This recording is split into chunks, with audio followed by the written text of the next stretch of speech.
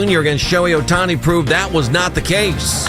Vladdy hits it high, left field. Hernandez back on the track, looks up, it is gone. Vladimir Guerrero Jr. puts them in the lead with a 2-run shot.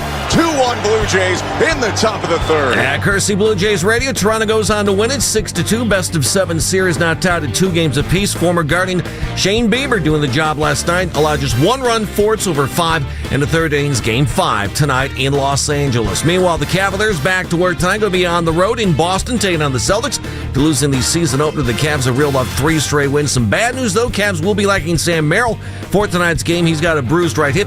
Merrill got hurt during Monday night's win in Detroit when he collided with his teammate, Evan Mobley. Don't miss the Browns preview show tonight, 7 o'clock, right here on 92.3 The Fan. From the University Hospital Sports Desk, I'm Jeff Thomas. Up next time for the Ken Carman Show with Anthony Lima here on 92.3 The Fan. The afternoon drive. Everyone's lining up to say worst ever. Worst offense I've ever seen. Worst quarterback I've ever seen. I'm like, I've seen worse. I have. Mm-hmm. But that doesn't stop it from being awful. Everyone's resigned to the idea that Stefanski isn't it. Dylan Gabriel should never play quarterback again in the NFL. Yes, if you're hip to the show, congratulations. We've all been, me and you have been talking about this for how long now? And it's like, okay, at least we're now at a spot where nobody can defend Stefanski, nobody can defend Dylan Gabriel, and we all just collectively sit in a pile of suck. The afternoon drive. Weekdays starting at 2. We are Sports Radio 92.3 The Fan. The Ken Carman Show with Anthony Lima. You got 4 blowouts in an NFL season. 4. It's not even Halloween. We have 4 blowouts in an NFL season. There are 4 of them. There are 4 blowouts. You've been blown out 4 times already in an NFL season. That's insanity! And meanwhile, the Jets put up how many points? 39? The Jets put up 39 points. On what planet could the Browns ever put up 39 points? I'm not even mad at the locker room. It's like, I think there's still... Miami put up 34. Culture. Yes, you saw that too. I think there's still... I can't believe I'm saying that. I think there is some guys that definitely care inside the locker room. It can't happen. Either the offense is inept or you've put yourself in a bad situation. Either way, you got to be just... moving on from all of it. There ain't nothing I'm going to be able to do this season. I don't know what's going to happen this offseason other than, you know what? I might as well have a chance to have a little bit of fun. If 12's back isn't locked up and he doesn't need a backiotomy, just put him out there for the love of Christ. This is Cleveland Sports Radio, 92.3 The Fan.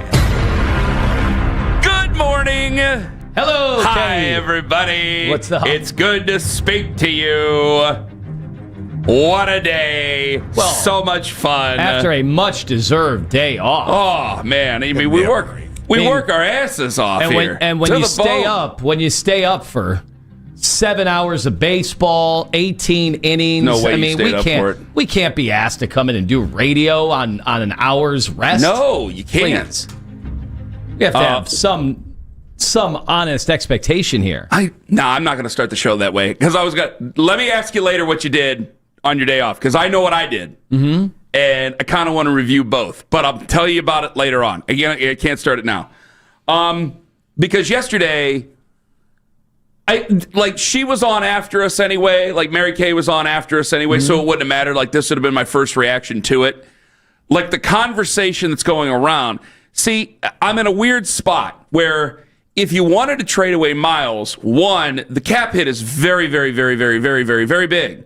And when you add that cap hit on top of the other quarterback that nobody wants to play, and that Lima ever mentions talking about playing as if he's a ghost story, you're just not going to have a competitive football team at all next year.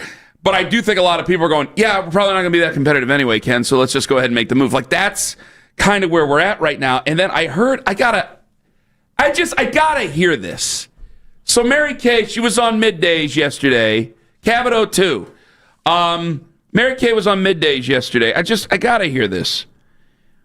Where it was Dan and Jeff, because Basket was in with Daryl for us. And she had talked about Miles being frustrated and had this to say. Miles is very, very, very frustrated. And he's having arguably the best season of his career. And so he's long talked about wanting to win championships and go to the playoffs and all of those things. And here he is, stuck on a team that appears to be going nowhere this season, and that's tough for him to take. I think in the offseason, he's going to have some assurances that things are going to be different and why they're going to be different and how they're going to be different. I haven't looked at the economics of it, but I don't even know if it's possible or feasible to trade him after paying him all the guaranteed money that they already have. But I do think that he will want some acknowledgement that something's got to give for next season and that there's going to be some victories coming, or he's going to want, I don't know if he would ever ask to be traded again or whatever, but he's not going to be able to continue on like this and maintain his sanity. Well, being asked to be traded, see, that there's so much to unpack out of that 1 40-second snippet, because you can ask all you want. If it's not feasible, it's not feasible. There's nothing they can do. I mean, the money, the guarantees, everything, if it's not possible, there's not very much you can do. Now, I will profess to that I don't know everything when it comes to his contract, but and we'll have Zach on at 9, but everybody I've talked to is like, I mean, you can trade anybody. It's just extremely prohibitive to even being able to field a 53-man roster, let alone having a competitive one. It's it's going to be hard to put 53 guys out there because you have so much money wrapped up in guys that you don't want to play.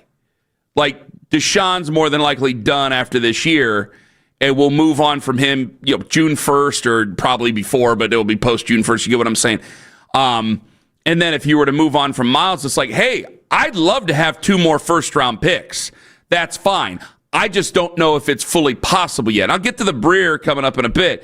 However, I got more questions than answers, because if he needs to hear assurances, well, didn't he hear assurances before?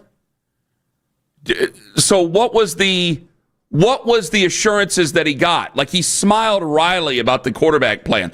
What was does he feel like he's been led astray by the quarterback plan? I don't know. I always assumed that he was just kind of doing the PR, doing the positive PR. Okay. Like I never thought the Browns said they had some feather in their cap. Okay, because they couldn't have. How could they have? You very well could have. You know what? I'm getting paid a lot of money. I'm staying here. I'm going to be a good guy about all this. And we got a plan. All right. Well, if this is your plan, if this was a plan you liked, then buddy, I don't know what to tell you. But there's also he needs assurances. Like, well, what else is he going to do? Could he retire? Could he pull? It's been 9 years, right? He's at the peak of his powers. Could he do a Calvin Johnson or a Barry Sanders?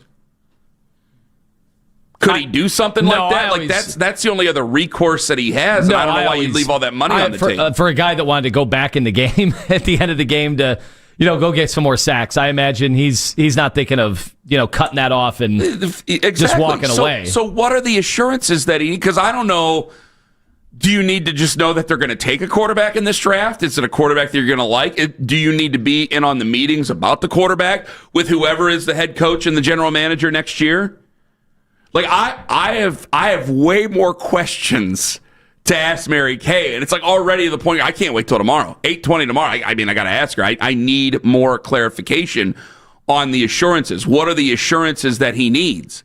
I would love some assurances, too. I would love to get out of this tailspin that we're in and we've been in, basically, that's unending since 2022, with the exception of one glorious little run there that we had. Other than that, I would love some assurances. And I think that I can wish in one hand and you know what in the other. What are the assurances here? I don't think they're okay. So you don't know and I don't know. I'm asking for answers that you don't have. I'm not attacking you. I just need to know if you have a thought to any of this. Is what? Is there anybody out there that doesn't want to trade Myles Garrett right now at 2-5? 2-6. Is there anybody out there who doesn't want to trade Myles? I think there are a lot of people that don't want to trade him. He's the best player on the team. He is the best player on the team. But what are we going to do? Yeah, I think if you could make a move, you can want to all you want. Whether or not it's realistic, that's another thing. This is the only way out. I think is through, and the only way through is to go get draft picks. So, are there a lot of people who are fans that don't want to trade just because they want to? I mean, maybe they bought his jersey and they want to keep it. I know he's a great player, and I know he's the face of the franchise in so many ways. And I think he is a pretty good guy, but we're 2-6. If there is a way that it can be done, Well, I think I guess I would explore the those reaction options. I was right? getting yesterday when I was tweeting about some of the stuff I was hearing, because I've never heard, in the offseason it wasn't like this. It wasn't every national guy that, and we're not just talking football guy. We're also talking like analytics guys and people who understand the cap.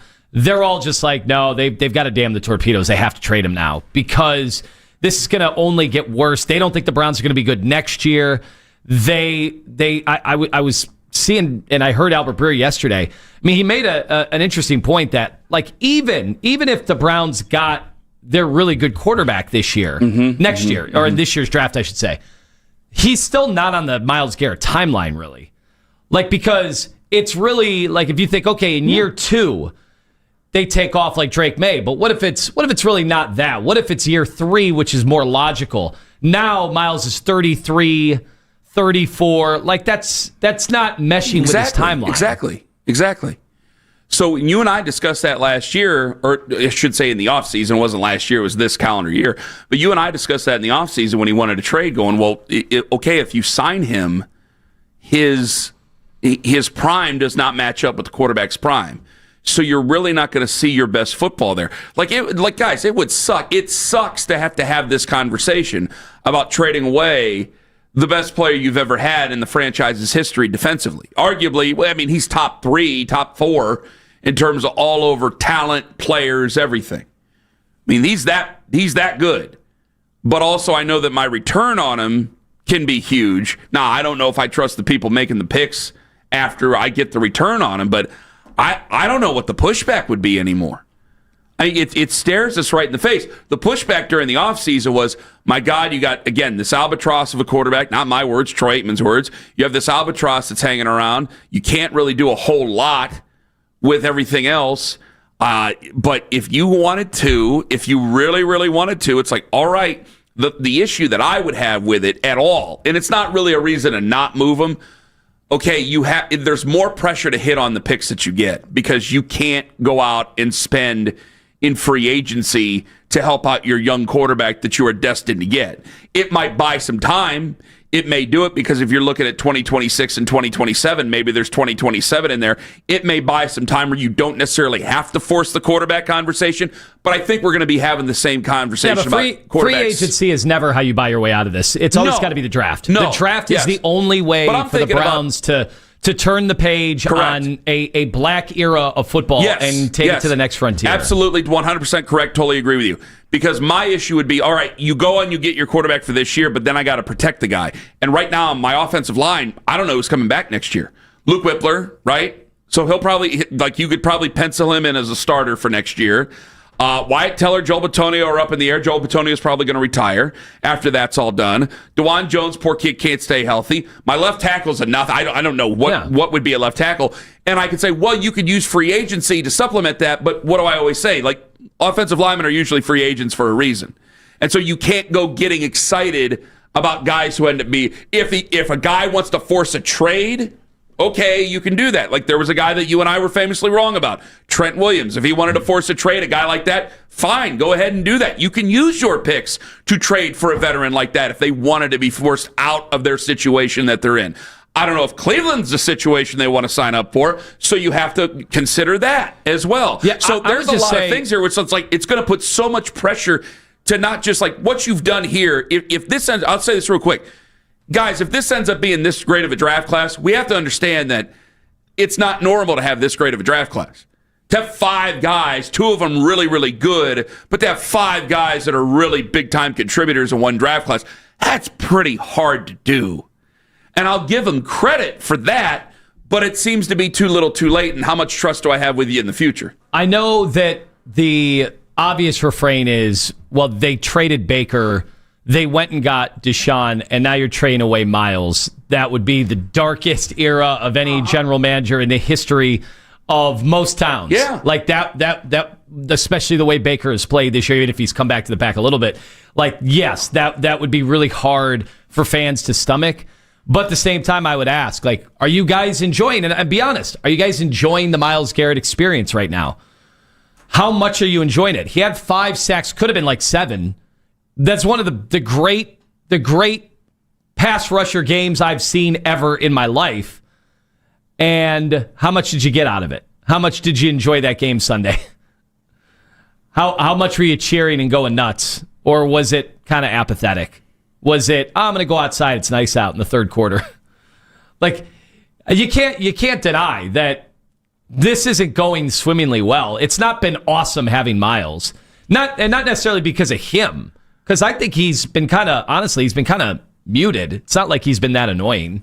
It's not about Miles. It's just the Browns in general. It's like an NBA team where a guy's averaging 30 points a game, but it's on a team that's going to win 17. Like, are you having that much fun watching it? People really like Colin Sexton. Yes, true. I'm sorry. They did. I'm sorry. I think you just crystallized it. Are people enjoying the Myles Garrett experience right now? 216-474-0092. I mean, that's... He could make it more miserable. He hasn't. He's actually been pretty even keel. Okay, yeah. He threw a helmet. Well, that's his signature movie. He throws helmets. That was last year. But oh, you talking about... I'm sorry. No, I'm just saying, like, big deal. He was emotional and sat by himself and pouted in the corner. Who cares? That's not really that bad to me. That's a player who's really upset that he's dominating and his team's getting blown out. That's how I expect most NFL players to act. 216-474-0092. I think if they read, are you enjoying the Myles Garrett experience? Yeah. See, we got to be careful about this. Yeah, they're going to think it's on. They're going to think it's anti-Myles. And that's not what I'm saying at all. I just mean, at the end, were you truly enjoying, and it's tough because offensive lineman, but the Joe Thomas experience at the end. And they had a chance to get one first-round pick for him. They declined. He gets to retire and remain a Brown his whole career. That's awesome. But we never got that first-round pick. Are you going to allow that to happen even on a grander scale this time? Are we going to sit here 4 years from now with Myles Garrett on no more playoff teams and then say, we could have had 2 firsts and we just didn't? Because why? Like, you ask the GMs to go understand value and think about that and get the biggest returns when it makes sense. And when you've got a guy that's in his 30s and at some point Myles will go on the way down, doesn't look like that's anywhere close to happening. But you always say that about guys. You know, people said it with J.J. Watt, and then all of a sudden it just ends. Like, this stuff, the end comes quicker than you always think it's going to be. So right now, he looks like he could do this for another 7 years. Odds are in 4 years we'll be like, oh, well, that was quick. And we didn't get first-round picks for him? 216-474-0092. Again, it's not anti-Myles, but the question is, are you enjoying the experience? I don't think Myles is enjoying the experience. How could he be? And I honestly, I could sell you on a... Go ahead. I'll give you... Well, I know we got to go. I'll give you a crazy comparison that I wonder what's going through Myles' mind when he's watching something else that's happening right now in sports. Ken Carman, Anthony Lima, take us with you to work on the absolutely positively free Odyssey app, as well as when you get to work, watch us live on YouTube for free on 92.3 The Fan on YouTube. Anthony Lima for Vegas.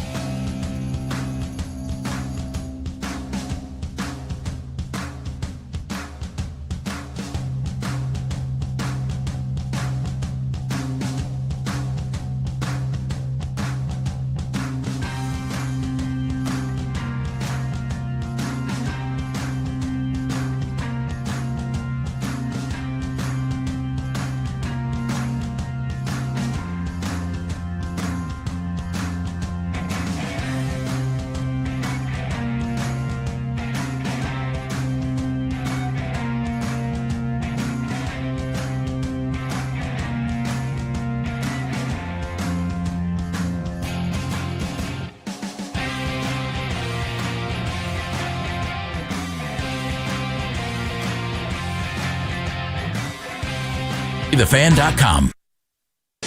Tune in Thursday nights at 7 to hear from the Browns head coach himself. You are what your record says you are, so we got to own it. That's where we are, but we're excited about the challenge in front of us. Guys will take a breath this week. Then you got 9 games coming up, 5 of them at our place. We're all in. The Kevin Stefanski Show, Thursday night at 7. Your home for Browns football, 92.3 The Fan.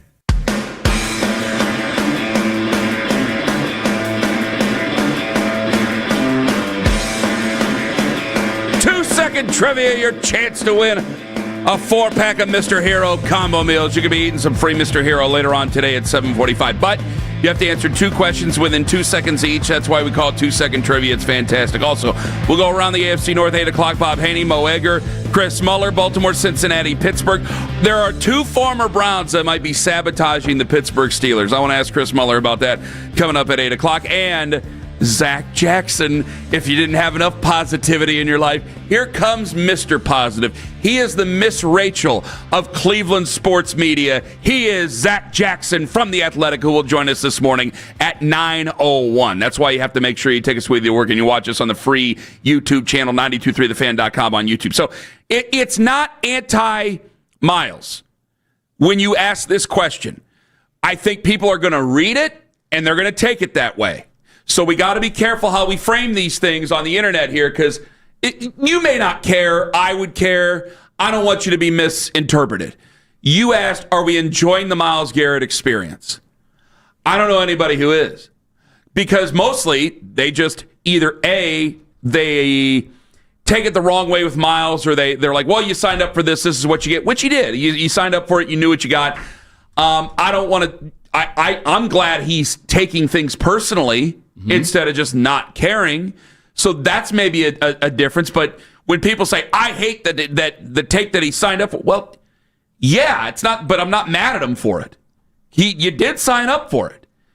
And at first you thought, well, I don't want to. No. I do want to hear what he says, because he has no reason to lie. He has no reason to hold back any emotions. He has no reason to filter anything anymore. Because if he's here forever, and if that's what the contract basically would state, because it is still, I know that there's some people here at the Fan kind of bickering back and forth on what the numbers are and things like that. Guys, all I know is, and we'll have Zach on at 9 o'clock. Like, you check with Jack Duffin, it's a prohibitive contract to move. So it would set you up for, this is going to be very, very rough again. Which, again, you were 3-14 last year. We've gone through 0-16 before. How much rougher could it be? So it sets up to be very, very rough again. That's what the contract is. No matter how you slice it, no matter what picks you get back, that's the way it would go. And by the way, with or without Myles, next year, they're going to go into the season with an over-under total of what? 4 or 5? Yeah. So you're expected to be bad again for the 3rd straight year. You're expected to be one of the worst teams in football. And you had a comparison right before the break that you saved right before the break. What was it? And it was just so obvious. When, I think I know where you're going, because I think a lot of people have done it. But go ahead. And say it. Well, it's. Can you imagine what somebody like Myles, who clearly is one of the best players in football, and we used to say, well, the quarterbacks are 1 through 15, but now how many good quarterbacks are there that you could even put on that level? Now it's like, how many quarterbacks would you truly take over Myles? Is there 5? It feels like a crazy low number, because Myles has taken his game to another level, and a bunch of quarterbacks have kind of plateaued. 3 years ago, I would have said, C.J. Stroud for sure. Now, would you? Are you positive? Maybe just because he is a quarterback, but there's no doubt who's a better football player. It's Myles. And so there's so few of them that I'm just paying attention, not as locked in as some, to the World Series. But Shohei Ohtani had never been in a playoff game until last year, right? Last year with the Dodgers was his first year. So he had 6 years before that, and he had no playoffs. And so everyone's like, yeah, he's really good, but when it matters the most, who are the best players in baseball? In football, we always know, the best players shine, come postseason. Myles has played 3 playoff games. And when's his next one? When is Myles Garrett's next playoff game? At this rate, I don't know if he ever gets one. Holy cow. So can you imagine not seeing Myles on a Super Bowl run? Because if Chris Jones can do what he does, or Von Miller over the years or Dwight Freeney. Can you imagine how mythical we would talk about Myles Garrett if 4 straight years he was on a potential Super Bowl run? He would wreck those games. A Super Bowl plan would be concocted with solely Myles Garrett. Right? With only him in focus. Yes. Well, you can, I'm not guaranteeing he's played his last playoff game, even if he plays for the Browns, because you can always get the hot hand and find the quarterback. And I mean, you've seen, I know Washington's on some hard times right now. Jaden Daniels is hurt, and it's kind of put the warts back on that organization again for a lot of folks. But, I mean, they made a run to an NFC championship game last year. So, yeah, you can get the hot hand and see what comes of it. But you got to get extremely lucky at that position. And when have we been extremely lucky at that position? Even when we got lucky, it was an embittered, battled thing that really took a lot of energy out of a lot of fans. And I don't think his energy has been stolen. Like, there's no reason to complain about Myles on the field. There's no reason. I'm not upset at his attitude. I'm not upset with Myles. I'm not upset. When we talk about trading guys, I think we look at it like personal relationships. Before you have a breakup, like some of you younger guys, before you have a breakup, there's always like you try to talk yourself into it. Instead, you just want to be like, I'm bored, I'm young, kind of want to do. Like, you look for things to be bothered by the other person by. And I think I think a lot of us are doing that with Myles. Yeah, there's been some games, and he's played 9 years. There's been some games he has not shown up. There have been some games he's been schemed around. So also, without a doubt, there's no way anybody can say it unless they're lying to themselves. He's the best player in the franchise's history on defense. They've been around for a very long time. And 46 to now is a long time. He's the best ever, and he's playing right now for your football team. That's very hard to move on from, except when you're 3-14 last year, you're 5-20 over your last 25 games, and it looks like it's going to be Jackson numbers. It looks like it's just not that far. It looks like it's going to be just as bad next year. It really does. Even if you do get a young guy, like, who's going to protect him? And so I could use those to find some protection. What am I going to do? So you're stuck against it. I could be if you can make the deal work. Like, I'm at this level right now. And I didn't think I would be 3 weeks ago. I'm I didn't think I'd be surprised. I know. I did not expect you when we started in the first segment to say, is there anybody who wouldn't try? I'm like, what, Ken? If I'm going to be bad, saying that about Myles Garrett, the best player in our lifetime by far? I have to come to a realization here. It's tapped out. The bamboo lounge is about to get burned down and busted out, and that's it. And that's all you can do is light a match to the thing because you've set it up this way. So I got a quarter. Unless that quarterback comes back and he plays well, that's the only way I can feel out of this. Unless Shedeur Sanders comes in and plays well, because the guy that's playing right now, he ain't no hope. So those are and those things are. I mean, I hope for Shedeur. The other thing's more unrealistic than Shedeur in my eyes. But those are the only two things that could possibly get you out of this quagmire that you're in.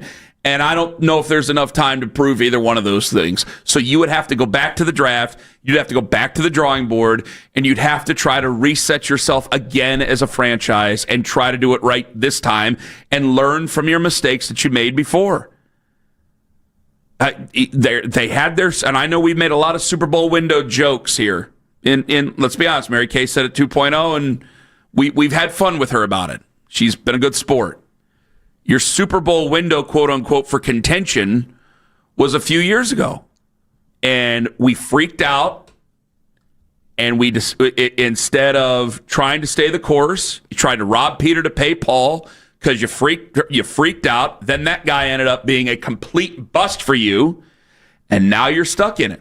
You've made it worse. You gambled and you came up on the wrong end. And so the only way out of this is for this all to end and to reset everything. So at the end of this year, you will probably should move on from everybody who's in charge. And you probably should reset yourself for the draft. And that means you should probably say goodbye to Myles Garrett. And I know that the risks that come with that, because if he goes and he wins a Super Bowl with somebody else, is he ours? Is he our guy? Well, I don't know. That's a conversation for a different day. But I can only look out for the franchise right now. And if I'm looking at an over-under of 4.5 next year, more than likely, even if we do get the guy, what good is he doing me? What good is he doing me? It ain't going to be one. Does it mean any more? Does it mean any more tickets? Does it mean any more people coming to the stadium? I don't know. Maybe he does. Maybe he means that much. I mean, they can put him on billboards. They can put him on the side of the building. Even in losses, he's going to go out there and get 5 sacks and play well. But I think a lot of people look at this as a business, and they're going to go, yeah, you know what? I don't trust any of you guys anyway, and I don't. So even if you did keep him, I don't know if you're going to put anything around him. And even if you did make the trade, I don't know what you're going to get. So I might as well have something to look forward to. See, I'll say this. And I promise, guys, I'm going to get to the calls here at 643. 216-474-0092. Are you enjoying the Myles Garrett experience? Because I'll tell you this. When you go forward here, I've went after people talking about tanking and wanting to tank. And I've said it doesn't work. And really, the numbers will back you up. It doesn't. The good teams that try to compete tend to still be the good teams that are competitive. But I can't attack a person who wants to, quote-unquote, tank, because I think all they're really trying to do is look for something in the future that's positive, other than this. Because how could you look at this and not think negatively? So you have to try to think positively. So maybe I should lighten up on that rhetoric. Because it is, well, if I don't have that to look forward to, Ken, what on earth do I have to look forward to as a Browns fan? And you know what, guys? That's a very fair point.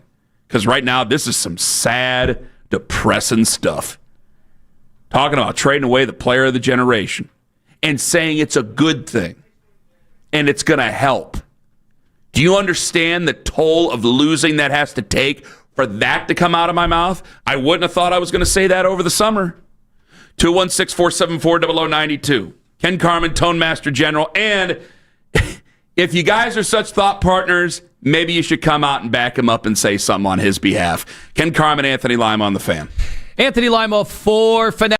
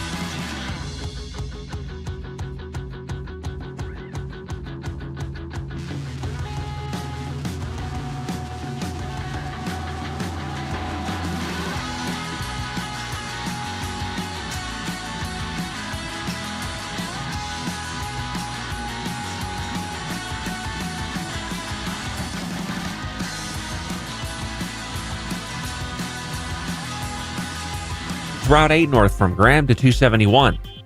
This is Joe Checkeye for 92.3 The Fan.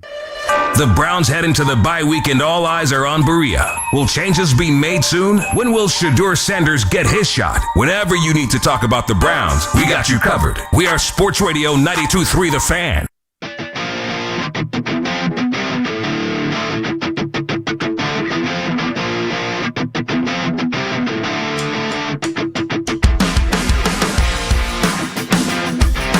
Seven o'clock. If you guys are such good thought partners, maybe you should come up and speak out for him. Maybe not let him have to say all these things that he really shouldn't have to answer. 7:45, 2-second trivia, your chance to eat some free Mr. Hero. So I do got some pushback before I go to the phones.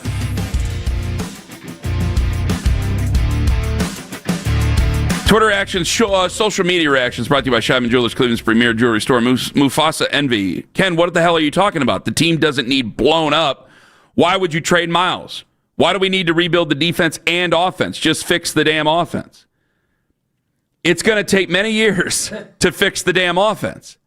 Because, again, 5/5 of your offensive... No, 5/5 of your offense... I don't know how great Luke Whippler's going to be as a starter. 5/5 of your offensive line is up for grabs. Yeah, you're starting over next year. Yeah.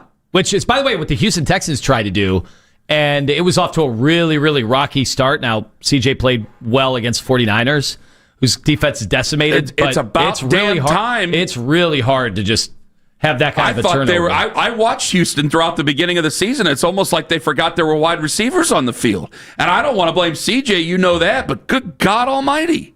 Like, this is going to be a little longer than we think.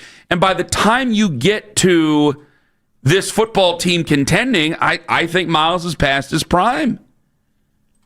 I really think he is. Also, there's a fake AI story of me going around. So someone... really? Yeah. Yeah, it's great. The Trevon sent it to me. Thank you very much. I heard you call him a corrupt coach. I did not call him a corrupt coach. That's what it says right here, and I'm reading it. And the AI photo of me, I said, it looks like I'm an embattled GM and I'm losing my mind on the media right now. Did you see this right there? There you go. Kevin's in a press conference, still wearing a headset. By the way, I don't know if that one is. You need the extra microphone. That looks like he just put his dog down. But there you go. I was going, Ken, I logged on Facebook. Here you are. Oh, I'm gonna have to explain to everybody's aunt and uncle. No, that's not real. You don't need to share that. That's not real. All right, Eric in Akron. Hello, Eric. Good morning. Morning, Eric. So I would have traded Miles in the offseason, but since we're here now, I'd still trade him. Look, the cap and all the rest of it, it doesn't really matter. Like, if we have a hard time fielding a football team, well, clearly we do now. We can't win football games. So why not get picks for like 2027, 2028 and really start this rebuild right? And in order to build that offense, you're going to have to take something from the defense and take all that money away from the defense. The thing about it is it's all expensive. So the money's the money. He's not going to be playing for you, so I hate to use dead cap in terms of a guy that's not going to play, but I already got one. I understand the ramifications, Eric, and thank you for the call. I understand the ramifications going in. Like, I just thought it was almost an impossible contract to trade. But if you think that the team's going to be this bad, like, if you look at the rest of the schedule, like, I don't think they're going to be drafting number 1 overall bad. I don't think they're going to be probably drafting number 2 overall bad. Now, if they were to trade Myles Garrett, we'll rehab that conversation. As of right now, they're not going to be bad enough, I think, to go number 1 and draft the quarterback of their choosing. So now you have to use both those draft picks, and you have to have that conversation. But the Jets are needy. Okay, I mean, we're already having this talk. It's October 29th, for crying out loud here. I mean, this is rough stuff. And Miles has been fantastic. He's at the peak of his powers. I don't know if you're ever going to get as good of a return as you're going to get now. And it's a sobering thing to think of. And I would have thought it would be, but last year, I thought even during that time, I thought it was to be unthinkable. And that was a guy who still had a contract coming to him. 216-474-0092. Let me get to Alvis in Cleveland. Hello, Alvis. Alvis just having a conversation with somebody else. Keep it going. Let me get to Tony in Mansfield. Tony, hello. Pick up where you left off. Hey, good morning, guys. How are you doing? Doing well, Tony. Go ahead. All right, so I'm going to be kind of long-winded here. But, yeah, we got to trade Miles. And the reason why is this team is unwatchable. And by the time, if our team can be competitive, like you guys said, he'll be past his prime. I mean, Ken, you said something Monday that really kind of hit, is like when you were talking about culture and tradition. It's, my generation is completely disinterested in this team, right? I'm 35, so the generation before me was holding on to the Bernie Kosar era. And all we've had in my generation is misery in certain players, whether it be Joe Thomas, Phil Dawson. I mean, heck, one of the most memorable things that we have is Jim Donovan, rest his soul. So with this team, you can't just have one draft class and free agency and this team be something better. Like, our whole offensive line, we have no wide receivers. By the time we get there, it's going to be a 3-4 year process, and that's if we reset with management. So with Miles, yes, he's a game wrecker, but that's what he'll be, is exactly what we saw last Sunday. A great performance, but getting blown out by 20-some points. And I don't see that getting better anytime soon. And I'm just completely, for the first time, and I called it probably 3 weeks ago and said this, but completely disinterested in the team. And so is everybody that I work with, family. It's non-conversation. There's no group text messages anymore. There's nothing that goes on and interest in this team. It's, you throw the game on, you watch about the first quarter, first half, because the defense keeps it competitive, and then it's up. I'll go do the lawn. Well, it's kind of become a chore and a tradition of what you do. It's just things you have to do. I have to pay the rent. I have to take out the garbage. I have to watch the Browns. Your 2026 Cleveland Browns, 2025 Cleveland Browns film in review. You got to do that. You got to pay the rent. You got to take out the garbage, and you got to watch the Browns. But I worry. Like, Lima brings up the lost generation a lot. And you haven't as much recently, but you brought it up before. And I mean, again, you watch the Browns now because your fathers were with the Browns, and the Browns of the 80s were ass kickers. And people went into the old decrepit stadium that was our favorite, and you expected them to win. And now, like, every argument we make about him is about holding on to the past. And instead of, because I don't know if we think that there is a future. I mean, you hear some of this stuff. Even the stadium stuff. When they go and they do the man on the street, like when Ed and Peg go do the man on the street thing on the I-team, and they put the microphone and they go, it's a home field advantage. No, the old stadium was a home field advantage. Tremendous home field advantage. You had good players, and then they went into this locker room that was used for baseball as well. And they embraced it. And they didn't have good facilities, and they embraced it, and they didn't care. That was a home field advantage. Opposing teams hated coming here. They got dog bones and batteries thrown at their faces. This is not a home field advantage, but we're all stuck in the past because we have to be, because that's where all our happy memories are. And for guys my age, I don't have many memories of them because I was that big. So I don't have any memories of them. So now for guys my age, like there is a chance it tinges in there to awake the passion and the excitement again. But you're not doing that. So the only thing we have to do is have to go through the tradition, and so we have something to break the ice with each other. Instead of talking politics or religion, we can talk about the Browns. That's all we have. And the generation after us, I mean, my kid is different, and your kid is different because of what we do in so many ways. But for a lot of the other kids, I don't know, still see a lot of Chiefs shirts. Honestly, I don't see as many Steelers shirts as you think they would because they're kind of in the middle. But you see a lot of Chiefs shirts. You see a lot of different guys. Josh Allen, the whole thing. Like, yeah. And in the 80s, it wasn't hard. It was fish in a barrel. You had Bernie. Bernie's a legend, unlike any other. You had Ernest Biner, and you can go down the line. You can go down the line of great players that you had. And that team didn't even play in a Super Bowl. Look how good they were. And look how big of legends they still. Hero, Clay Matthews, Ozzy. He's breaking the guitar, and we're all thinking about the way things used to be. Because it's hard to look into the future of everything being uncertain.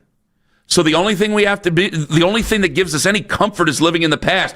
Well, if these children were never even a glint in our eye, at that time. What do they have to look into the past? These are ghost stories that they hear. And think about it. Your current players have no connection. They don't even know anything about the past Browns. The announcers are so young that they don't know anything about. They don't remember the Browns being good. So at times I wonder if my son's rooting for him because they don't want to hurt my feelings. He's a well-meaning young man. Owen's nodding his head going, yeah, I think that's where I hit it. Did I hit it there? Oh, yeah. So we have to have conversations about trading away the legend. Good God. And by the way, for guys our age, I'm 39. Tony said he's 35. You're 44. We had the same conversation just, 8, 9 years ago. So it's history repeating itself. You having to trade away legends. Good God. Coming up at 8:20. Or coming up at 8 o'clock, I beg your pardon. We go around the AFC North. 7:45. It's 2-second trivia. I want to get to more of you guys on this. And maybe you should step in there and speak up for your thought partner. Ken Carman, Anthony Lima, take us with you to work on the free Odyssey app. It's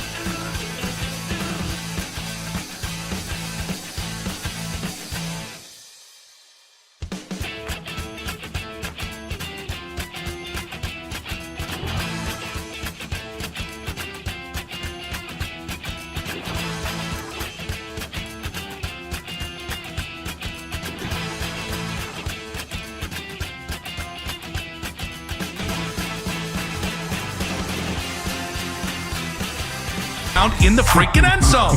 The look on his face when that ball hit the ground. By the way, stuff a legend. If supercomputers ran like Dylan Gabriel, we'd have no fear of AI taking over. That's right. That's a good point. The Afternoon Drive. Weekdays starting at 2. We are Sports Radio 92.3 The Fan.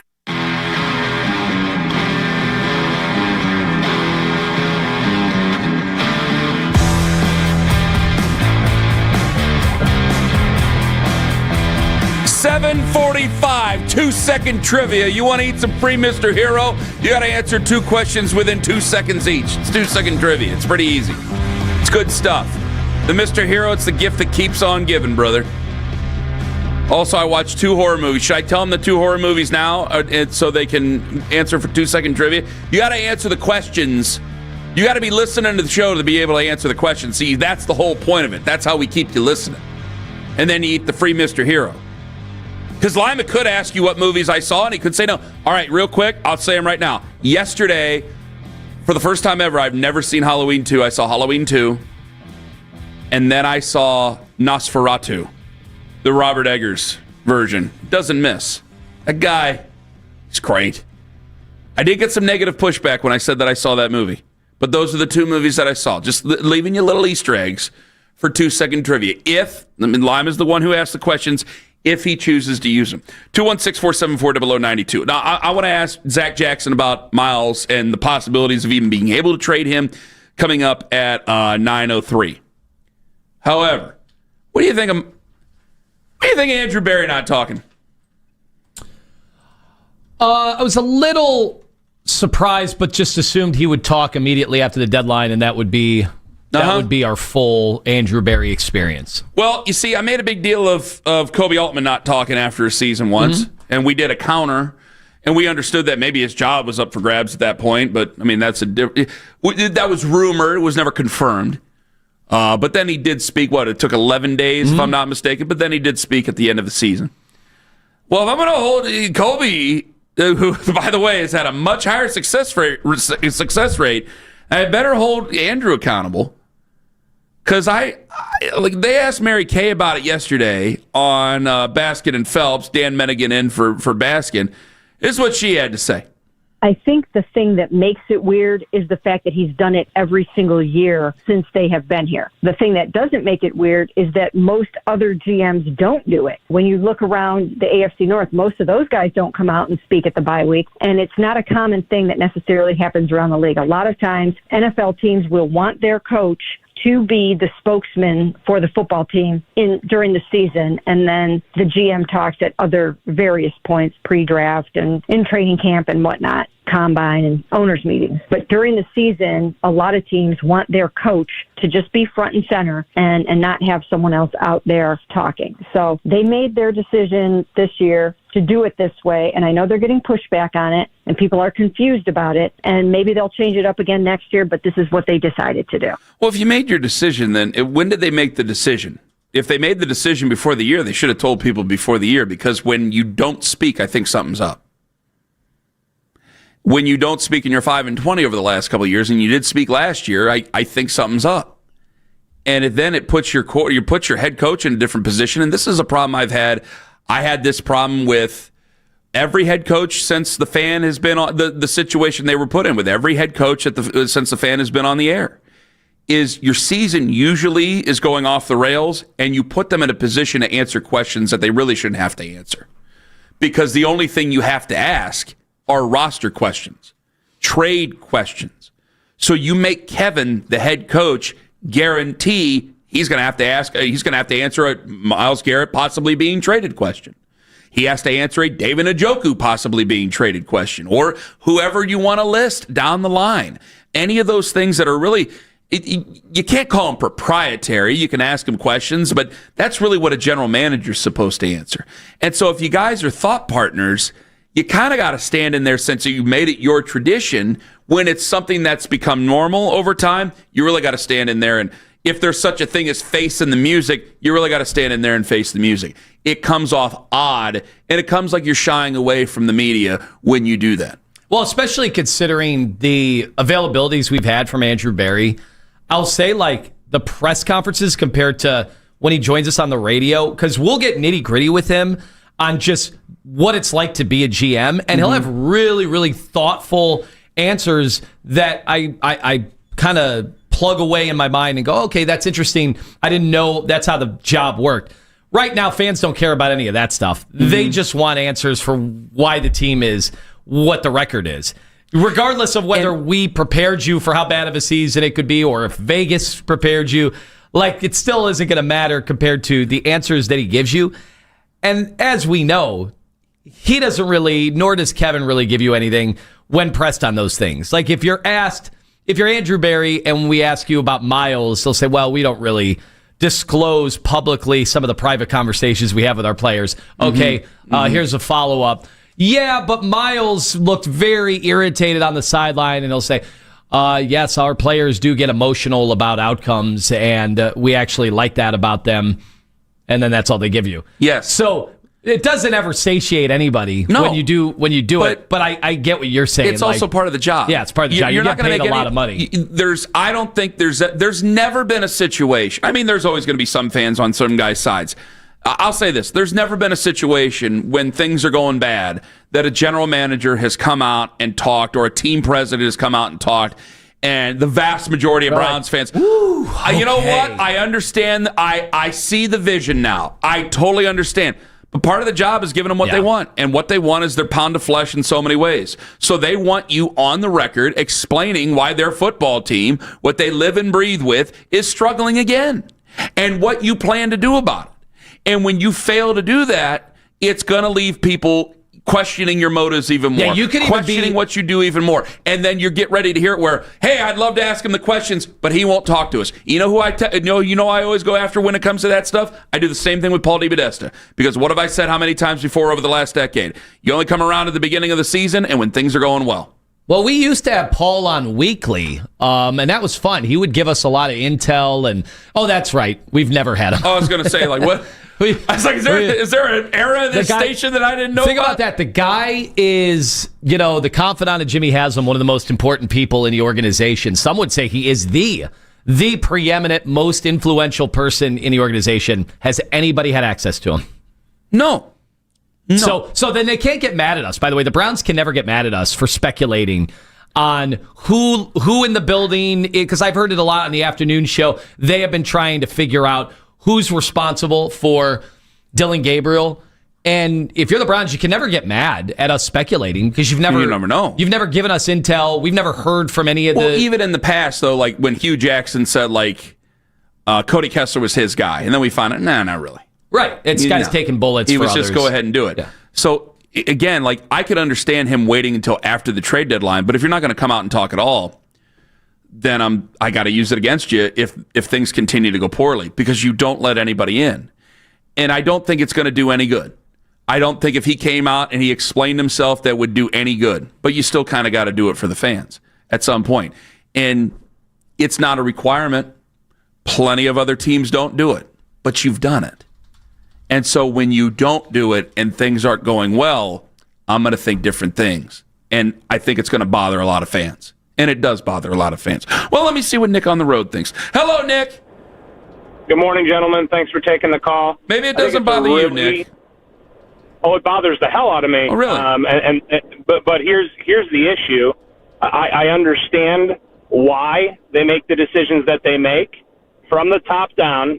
Jimmy Haslam, D. Haslam, J.W. Johnson, Paul DePodesta, Andrew Berry, Kevin Stefanski. Guys, they don't give a damn about the fans, about the media, about Browns history. They just don't care. They're making money. They have no way to lose money because in the NFL, you can't lose money. They could literally play in front of 0 fans at that stadium when they have home games. I got to tell you, the thing I got to disagree with you on there, Nick, is, Art Modell found ways to lose money in the NFL. Even when he was in Baltimore, he was losing his ass. Art Modell was a terrible business owner. We are well aware of that. Yeah. The man had to take out a home equity loan to pay Andre Rison. He did. Had to go to 5 different banks. Love telling that story.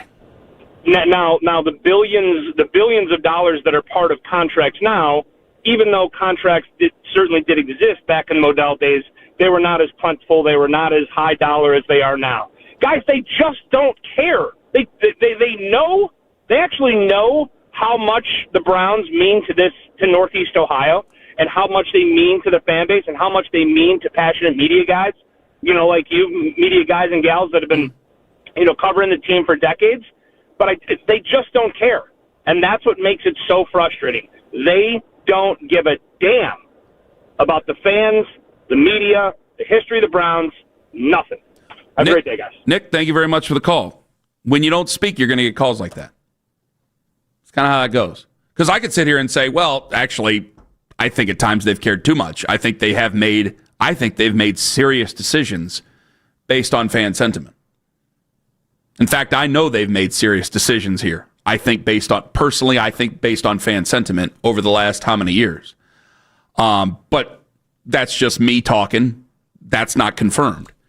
Again, when Andrew doesn't say anything and things aren't going well, then people are just going to accuse you of hiding from him. And that's not a good thing for a football team. It makes the situation so much worse.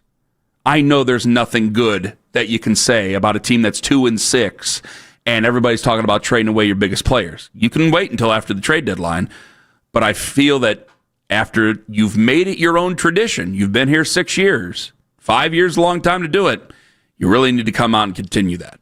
216-474-0092. Do you even care if he comes out and says anything? That, and you want to go surfsiding with the Cavs? Absolutely. Does it bother me that Donovan Mitchell is still running the offense again? You're damn right it bothers me, and it's coming up on the Fan. Anthony Lima 4, Van Scoy hair. If you're a man or a woman, want fuller, thicker hair, Van Scoy can step in and help you out immediately. And I know a lot of places say they can do that, a lot of mail order gimmicks.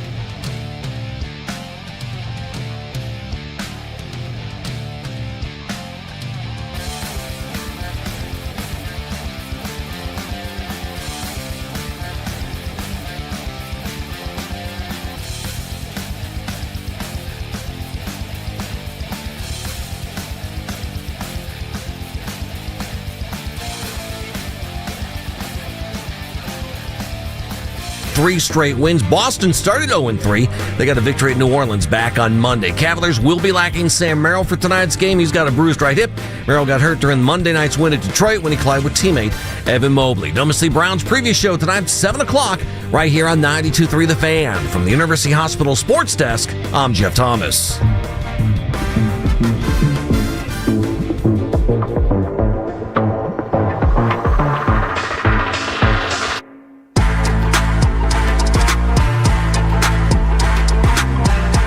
I'm going to hear Albert Breer on this coming up in just a moment. However, it's time to go surfsiding with the Cavs. Cavs play the Celtics tonight in Boston. It's in Beantown, Tone. You're talking about the Surfside Cavs report? Surfside Cavs report brought to you by the fine folks at Surfside. I kind of like saying Surfsiding with the Cavs better, but I think it doesn't company make sense. likes you saying. Yeah, brought to you by the fine folks at Surfside. They're fine folks.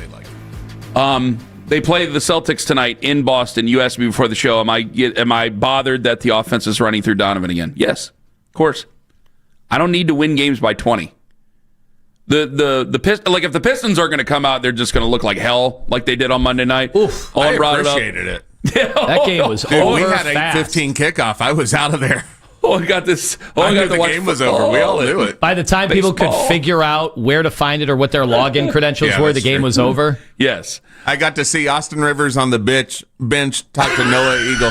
Well, he was on the bench, too. But talk to Noah Eagle and talk about how all he did all game was catch up with Larry Nance Jr. Cool.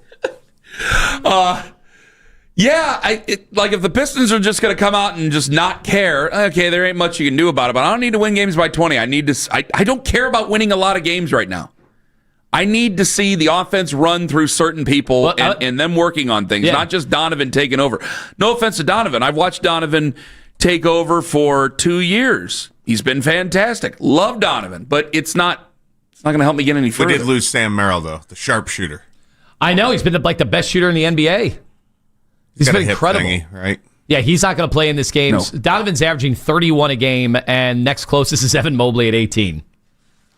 At least Evan's number 2, but okay. And, this does get interesting when Darius comes back, and obviously to a much lesser extent Max Strus, because, so far what they're doing, it's working. It looks good, especially like Lonzo Ball off the bench has been a lot of fun to watch. He's been as advertised in terms of just dictating pace. He seems more consistent than what we were getting. Ty Jerome was feast or famine, right? Mm-hmm. He was either take over the game and score 20 in a quarter or where you been. And Lonzo Ball is a solid 8 to 10. Your chance to eat some free Mr. Hero coming up at 7:45. That is Surfsiding with the Cavs, brought to you by the fine folks at Surfside. Surfside Cavs Report, brought to you by the fine folks at Surfside. Yeah, I don't need to see Donovan just take over. So, again, tonight, if they win, hey, great. But what am I learning while we win? What are we making ourselves better at while we win? Because the regular season, let's use it as a tune-up and make it a sincere tune-up. We don't need to just go out and win a bunch of games like we have in the past. I think they have plenty of confidence in winning regular season basketball games. We're on the AFC North 801. So Albert Breer was asked this yesterday on Afternoon Drive about not talking about Albert Breer. Albert Breer was asked about Andrew Berry not talking. Here's what Albert had to say. I think it's always a hard situation, when the coaches have to answer for everything, and I would sympathize with Kevin on that. It would probably help take some of the heat off of Kevin if Andrew talked. I would agree with that. Again, all teams do these things different ways, and so it's not unusual that a general manager wouldn't talk during the year. There are plenty of teams that just basically say once the general manager hands the team off to the coach, start training camp, the general manager doesn't talk. So that's not uncommon, but I'd say in this particular situation, it is a little bit of a weird look when, you're 2-6 and you're going the other way after having him talk the last, you said 5 years, right? The last 5 years. If you've made it your thing, though, and then you don't do it and you're losing, people think that's weird. Fans think it's weird, and they feel like you're trying to avoid them. That's the way they feel. I'm not the one asking them questions. I'm not going to the press conference. I'll find, guys, it's sports talk radio. I'll find reasons to bitch. So it doesn't matter about him. And honestly, have we really been that type of show that has played answers in press conference? I'm sure it's happened once or twice. But have we ever been, and you've been with us a long time, okay? Have we ever been the type of show to play answers and start ripping one by one? No. I mean, if you keep saying the same thing Especially over not again. this regime. Like, we've had translations before trying to figure out what they're saying. I'm also just, we've had that. There's just nothing, like the Kevin Stefanski press conferences have just become borderline pointless, which I hate to say because we air them live here. Because he's just trying to get people through tune in for him. And what I'm thinking is like, okay, if you're thought partners, you're not being a good teammate. Because if you take it away again, I'm just forced to ask Kevin, or excuse me, Daryl is forced to ask questions to Kevin that are proprietary. Yeah, Kevin, I apologize for asking a question I normally ask Andrew, but you're here. So with the trade deadline that's coming up here, do you see the team focusing maybe on moves similar to the Greg Newsome, Tyson Campbell trade, where you're more so looking for getting players that can help you now as opposed to picks? And then also, too, what is your role in those conversations when it comes to, looking for help that you need with the roster? Yeah, you'd have to ask Andrew. I'm just kidding. Okay. By the way, that made me laugh. By the way, he did give more of an answer after that. I hate to be inside baseball. Sounds like deja vu to me. Anyway, and by the way, not proprietary, but you could always come out and say, Daryl, that's if Andrew's there, that's kind of what we do in house, and we kind of feel that out in house. I can't talk about anybody else's players right now. But I'll just say that, boy, I do sound like Andrew Dunn. But I'll just say that, yeah, we're not going to look past any sort of moves, and we're going to consider all moves. We're not going to push away all moves. So if there's something that we think makes sense to the future of our franchise, we're willing to make that move. But no, I can't get into any particulars about any players at this time. You could always just come out and say that, and it's not going to make anything any better. It's really not. But at least you've kept the appearance that you're doing your business. Because right now, I got way more questions than answers. And thinking about going back to the Myles Garrett stuff.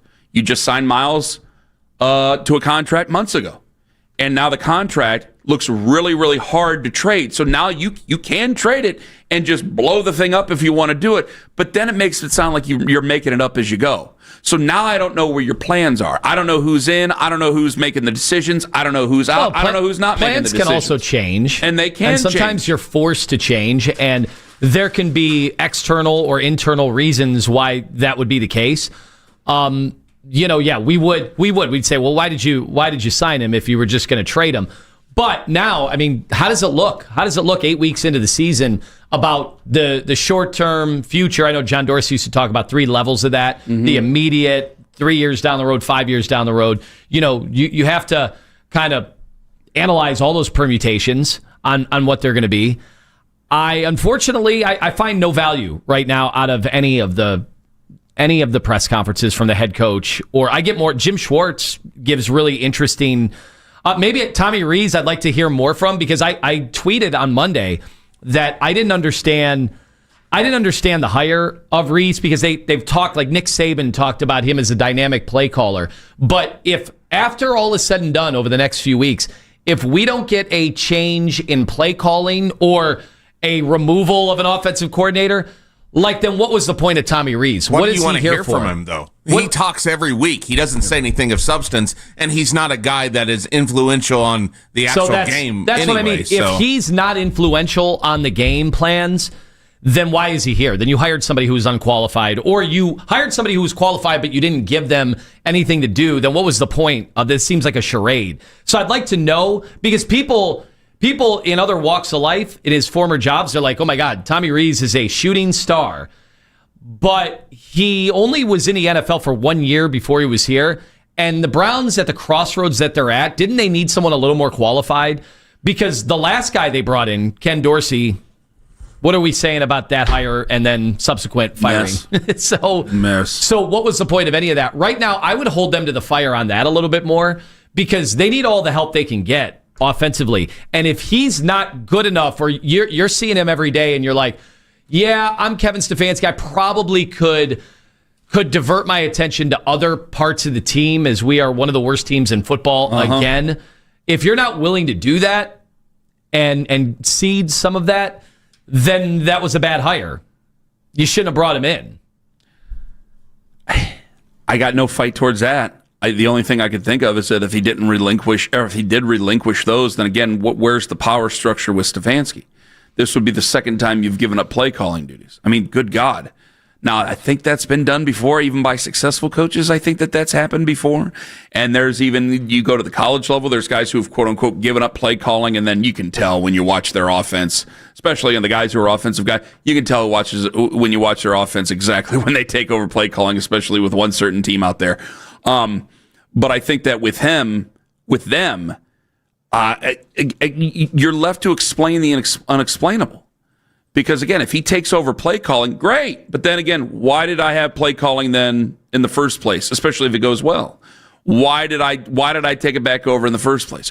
If it doesn't go well, then this whole thing's just an absolute mess regardless. At least I'd have some better answers if he were to take it back over. 216-474-0092. Alvis in Cleveland. All right, Alvis, let's try it again. Go ahead. Hey, good morning. Thanks for having me. Glad to have you.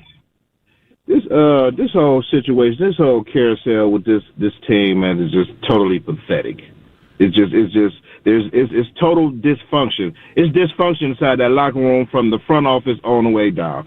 Then with the situation with Myles Garrett, he should have just really stood strong. There's no need to get frustrated, slamming helmets. He knew what was going on from the beginning. He knew that this team. Well, Alvis, stay with me. Alvis, stay with me here. Wait a minute. You knew how this was going on. You don't get mad on Sundays at all? Okay, so why can't he throw a helmet and get mad? No, he's allowed to do what he wants. But I'm just saying, though, he had his opportunity to get out of here. He had his opportunity to get out. He chose to go for the money. So therefore, you got to.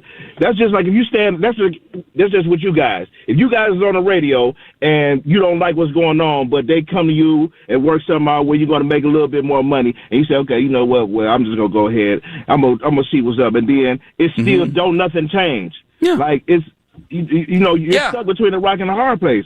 But it's dysfunction. That's my point to all this is dysfunction. Nobody's happy. There's no communication. Kevin Stefanski and Andrew Berry doesn't seem like they're on the right page. Paul DeBodesta and Jimmy Haslam, they don't seem like nobody's on the right page with this. And I just don't understand, like, how do you guys, what are they practicing? Well, like, honestly, if I could share a theory with you, Alvis, I really do. I think everybody was lockstep until the Deshaun Watson trade has gone awry. And now I think that you have some people who are just trying to make this thing better some way, somehow, as quickly as possible, and it just keeps getting worse and worse and worse. Yeah, it's getting worse and worse, and it's showing through the play on the field. And Kevin Stefanski, he's gonna ride with Dylan Gabriel until the wheels fall off. I mean, which is fine. That's his guy. That's who he wanted. So he has to deal with the consequences. But what's going to happen if they lose against the Jets? After this bye, where they supposed to have reset and everybody's supposed to know what's going on. What's going to happen if they lose to the Jets? Is he still going to play with Dylan Gabriel? Is he going to make the change? We don't know. We don't even know if Shador's going to flourish in this offense because, for real, like everybody that's under Kevin Stefanski doesn't do quite well.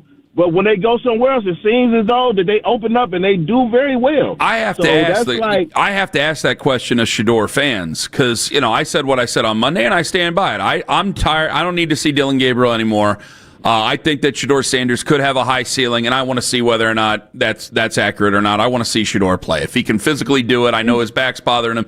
If he can do him, I want to play. But I have to ask a Shador Sanders fan, do you trust what is over top of him when it comes to play calling? Do you trust the coaching? Do you trust the offensive line? Like, there's three things that are going to be marked against him the second he hits the field for the Browns. When he hits the field. Yeah, he's got to overcome all of that. He's got to overcome all that out. One more thing before I go. Quick. But I got a question. I got one question. Quick. Now, the difference between Dylan Gabriel and Shador is this. When Shador gets in and he see that the play that they call isn't right, he's going to audible. Tell me, answer this question. I want to answer this question. Go. Since Dylan Gabriel's been playing, how many times have you seen him come to the line and audible? I don't know if I have. Thank you for the call. Thank you for the call, Elvis. I don't know if I have. Have you? Well, but by the way, do we know, is Shador going to be given those opportunities? I would imagine not. I don't think he will. No. They're going to say run the play that was picked. And now, there's freelancing when you have to get out of the pocket. Dylan Gabriel, we were sold on his mobility. And I haven't seen a ton of it, to be honest. At 8:01, we'll go around the AFC North. Could we have sabotage going on with another team in the NFL and in our division? We will ask one part of the great triumvirate about that situation coming up when we go around the AFC North at 8:01. Coming up in 5 minutes, 2-second trivia. Folks, it's your chance to eat free Mr. Hero, but you must answer 2 questions correctly within 2 seconds each. If you want free Mr. Hero, a 4-pack of combo meals of Mr. Hero for absolutely positively free, 216-474-0092, 2-second trivia. Coming up in 5 on The Fan. Real estate markets, something to keep your eyes on. It's been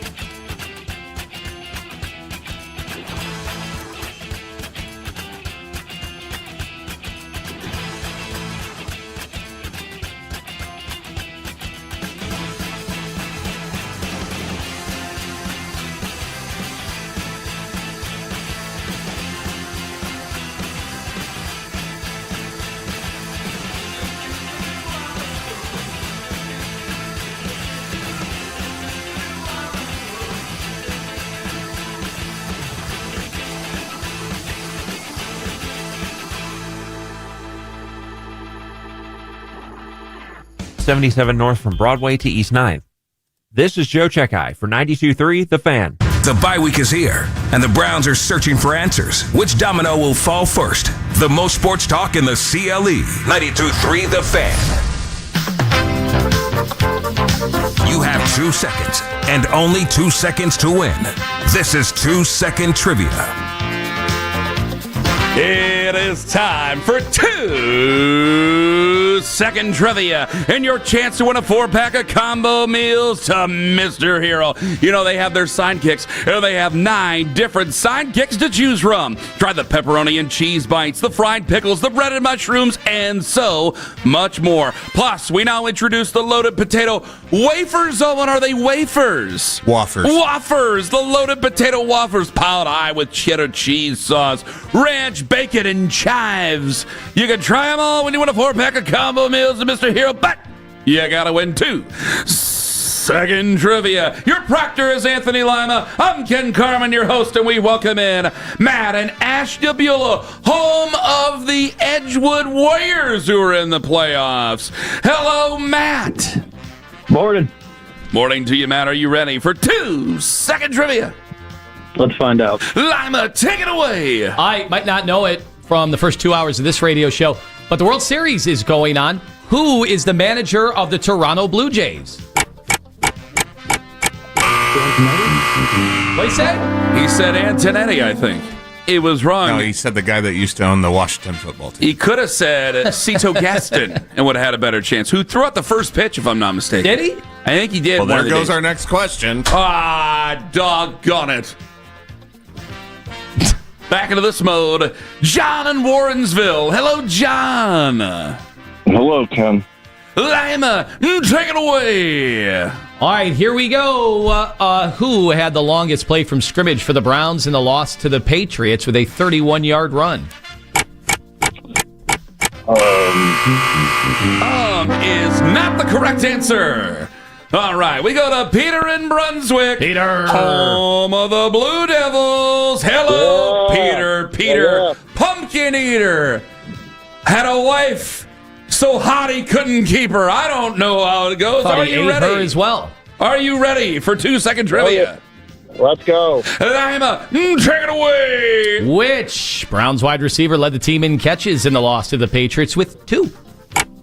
Thrash. Yes! Yes.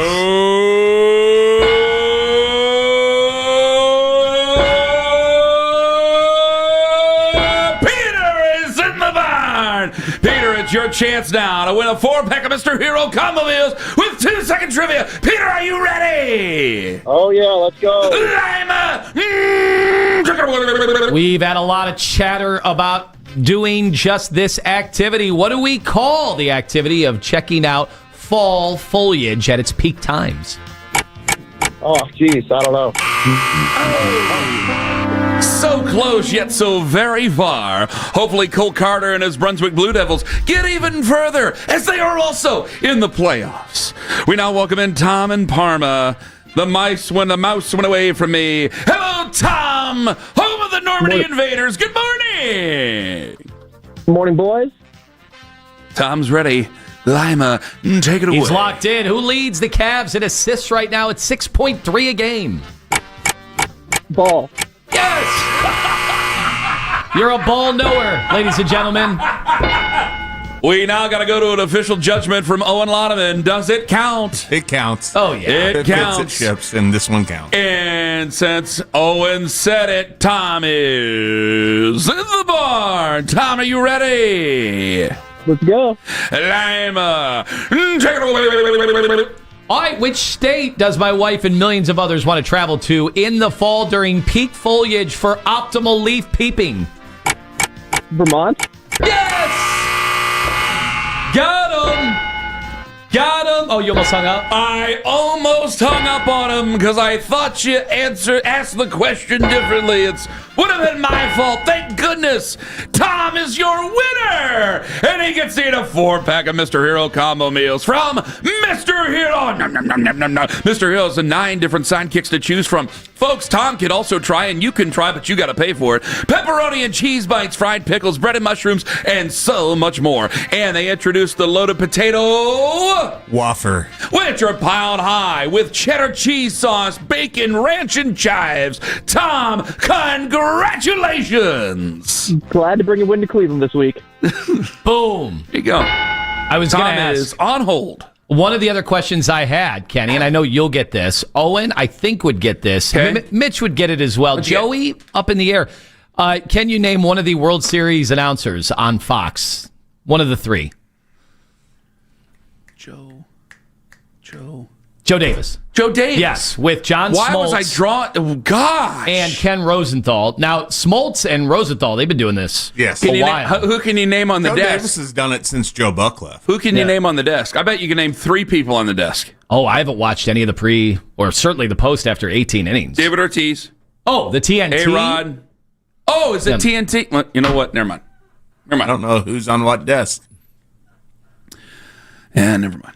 I thought Derek Jeter was on the desk. Now, I do have a question about what we do with the Shohei. We love our baseball. It sounded like Nathan with the fumble recovery.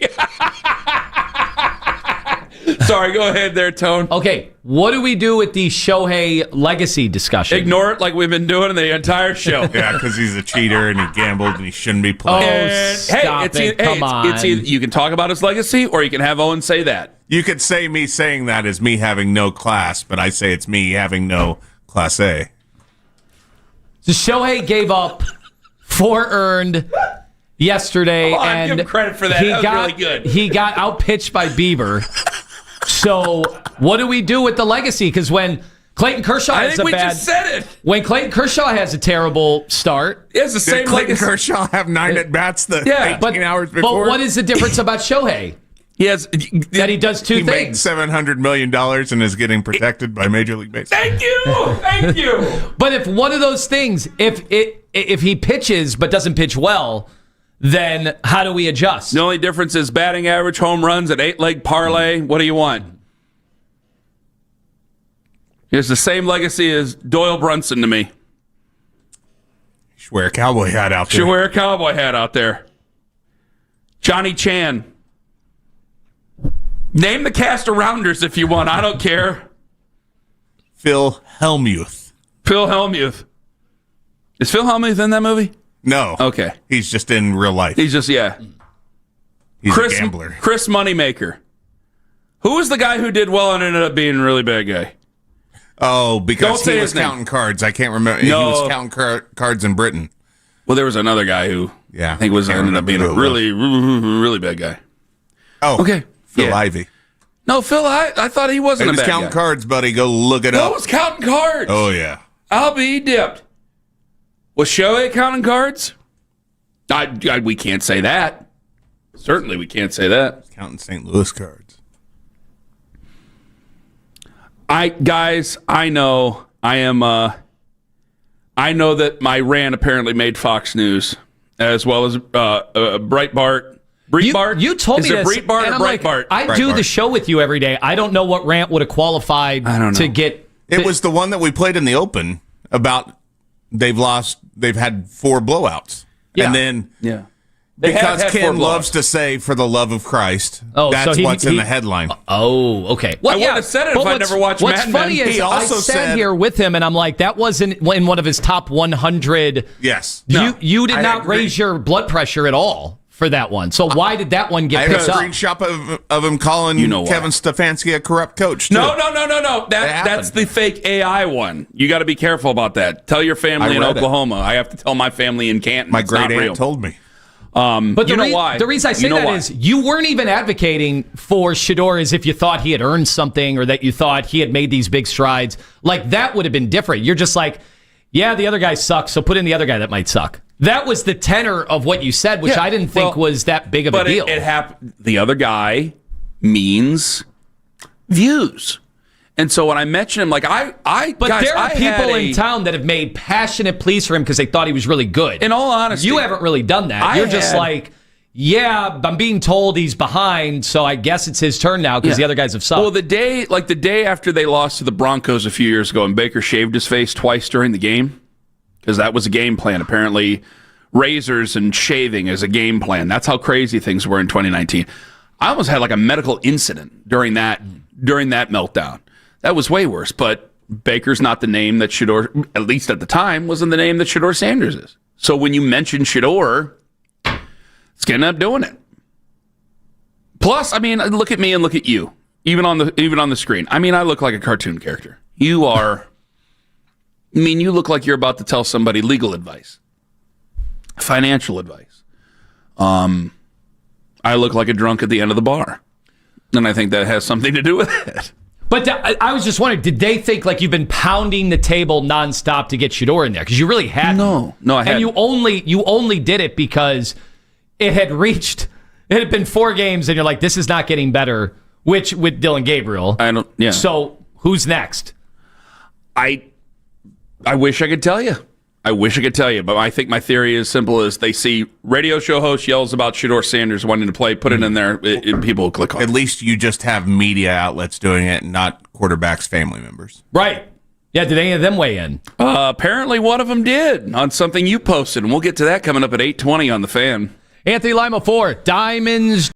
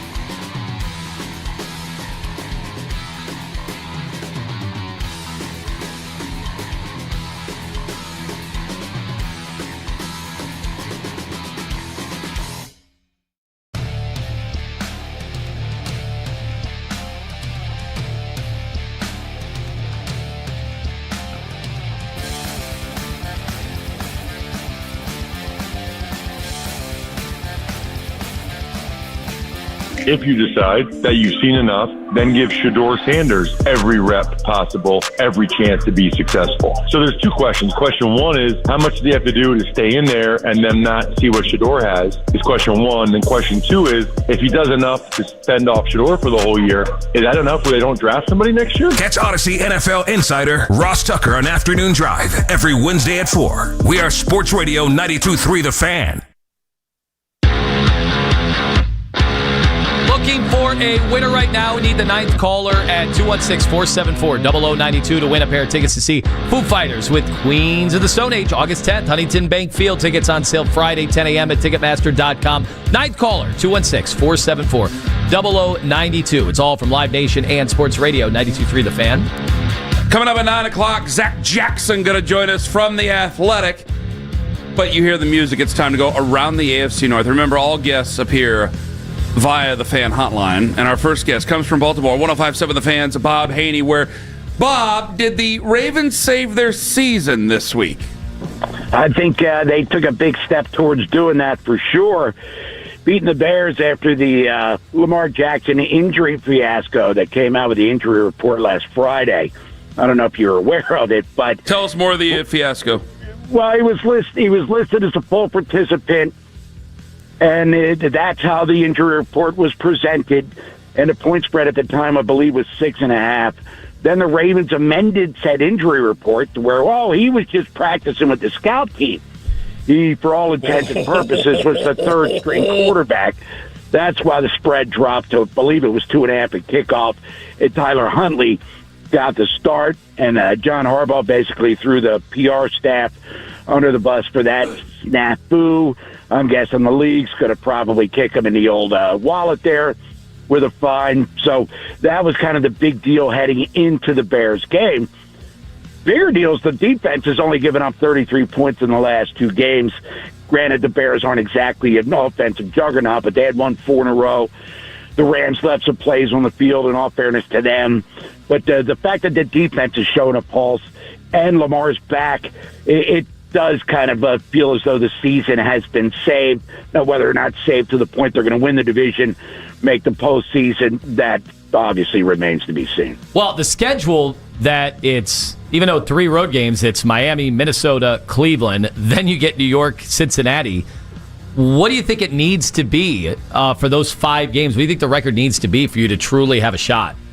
They need to be 5-5 when the Jets come here the Sunday before Thanksgiving. Because you have the Jets coming in, and I know they just beat the Bengals. That's a crappy loss for Cincinnati, but that's their problem. And then the Bengals come here on Thanksgiving. Ravens have to be 5-5. 8.5 points is the spread I saw this morning against the Dolphins, who did look good against Atlanta and Kirk Cousins this past Sunday. Then Minnesota, who knows what the hell's going on with them. I know McCarthy's back, but what does that even mean? And then Cleveland's going to be the scarier game because, as you guys know, no matter what strength the Ravens may be in the standings or personnel-wise, that's always kind of it's a trap game. I mean, Jameis Winston won Player of the Week last year against the Ravens in Cleveland. So that's the scarier one. If they get to 5-5 by that Jets game, then 7-5 looks like a very realistic possibility. I don't want to get all purple Kool-Aid-y, but just one game, does it really mean they can now win the division? And it's not necessarily because they're world beaters. Everybody else kind of sucks right now. Would you trade Myles Garrett if you were the Browns? Would I trade if I'm the Browns? Would I trade him? Sure, in a heartbeat. And I know he just signed a big deal and was committed to the team, but it's a bad optic when you're throwing helmets on the sideline after a 5-sack game and you still get trounced in said game. I would absolutely trade him. Bob Haney, 105.7 The Fan in Baltimore, as the Ravens get set to head to Miami to take on the Fish. I almost called him Mo Egger, because Mo Egger joins us right now, ESPN 1530. As the Cincinnati Bengals get set to host the Chicago Bears coming up on Sunday. Same question, but the inverse there, Mo. Is the season of the Cincinnati Bengals over after the loss to the New York Jets? Teetering on the brink, but not over. They have a home game against the Chicago Bears this Sunday. If they win that, I think they will feel okay about where they are relative to everybody else in the AFC North going into their bye. But look, the reality is this team's defense has stunk since week 2. Probably not going to get any better. And so win or lose, it's hard to really do the math and feel good about them getting to the 9 or 10 wins it'll take to win the AFC North. And let's face it, they're probably not getting in as a wild card. So it's not over, but it's not looking good. What do you think right now, Mo, of the job Joe Flacco has done? How would you rate him? Been terrific. 10 out of 10. What they were trading for was professionalism, experience, and a guy who could be a quick study. And a guy who could simply get the ball to Jamar Chase when he's open and T. Higgins when he's open. And look, there were probably better options out there in terms of guys in their prime, or certainly players who might have been quarterbacks who might have been a little bit more athletically gifted. But for what they were going to ask him to do, which was play 2 games in 5 days against Green Bay and Pittsburgh, with the season hanging in the balance, after acquiring him on a Tuesday, he's been everything they could have asked for and more. And I don't give the Bengals front office a ton of credit for anything that they've done with this team, but identifying Joe Flacco and making him the guy, I think is something they do deserve credit for. Unfortunately, his best effort was wasted on Sunday, and that's kind of the bigger issue here, what they can't do on defense. Do you think it exposed maybe some of what the Browns couldn't do with Joe Flacco? Maybe. Although, he hasn't had the dudes to throw to that he has here. I mean, if you think of his 18-year career, if you're Joe Flacco, as good as you have been, as much as you have accomplished, can you imagine having Jamar Chase and T. Higgins to throw to? But yeah, sure. I think when we watched Joe Flacco week 1 against the Bengals, and most of us thought, well, okay, it's not going to be long before he's put on the bench, and that was the case. And I think with a 40-year-old quarterback who's not extraordinarily athletic, you're always waiting for the other shoe to drop. By the way, I would be unsurprised if we spend the rest of the week here talking about him, whether or not he's going to play. Because if you didn't see the game on Sunday, he ran to the locker room during New York's last drive. Your guess is as good as mine as to what they injected into his body. He came back and played. I don't know, though, that I would be completely comfortable guaranteeing you that Joe Flacco is going to play on Sunday. And so it might be the return of Jake Browning. It might not, but I do think that's something worth paying attention to. Would you trade Miles if you were the Browns? Yeah, I would trade him to the Cincinnati Bengals. Oh, that pipeline is open, right? Yeah. So, hey, of course I would. You're not winning with him. Do we get Joe Burrow? Well, I mean, you can. Good thing you have a whole bunch of other quarterbacks because you're going to need them. I would trade him because you got to rebuild. You've got some really good young players. I think there's a decent chance by the time the Browns are good again, whenever that is, Myles Garrett's either not going to be there anymore or he's going to be past his prime. If you're going to rebuild, you got to accumulate assets. I don't think there's anybody, maybe in the league, who could help you accumulate assets the way Myles Garrett can. Mo Egger, ESPN 1530 in Cincinnati as they host Chicago at 1 o'clock on Sunday. Let's go to Pittsburgh where they host the Indianapolis Colts at 1 o'clock on Sunday. Have you guys accused Juan Thornhill and Jabril Peppers of sabotage yet?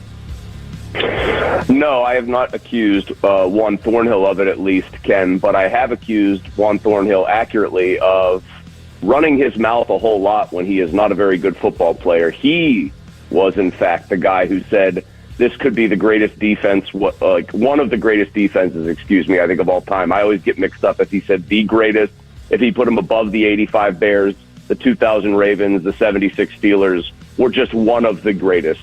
And then I watched Juan Thornhill against Jordan Love look like a guy playing center field in Little League who didn't know where the ball was above his head when Love threw a YOLO ball. So we haven't accused him of sabotage. In Juan Thornhill's case, we just all knew he was terrible.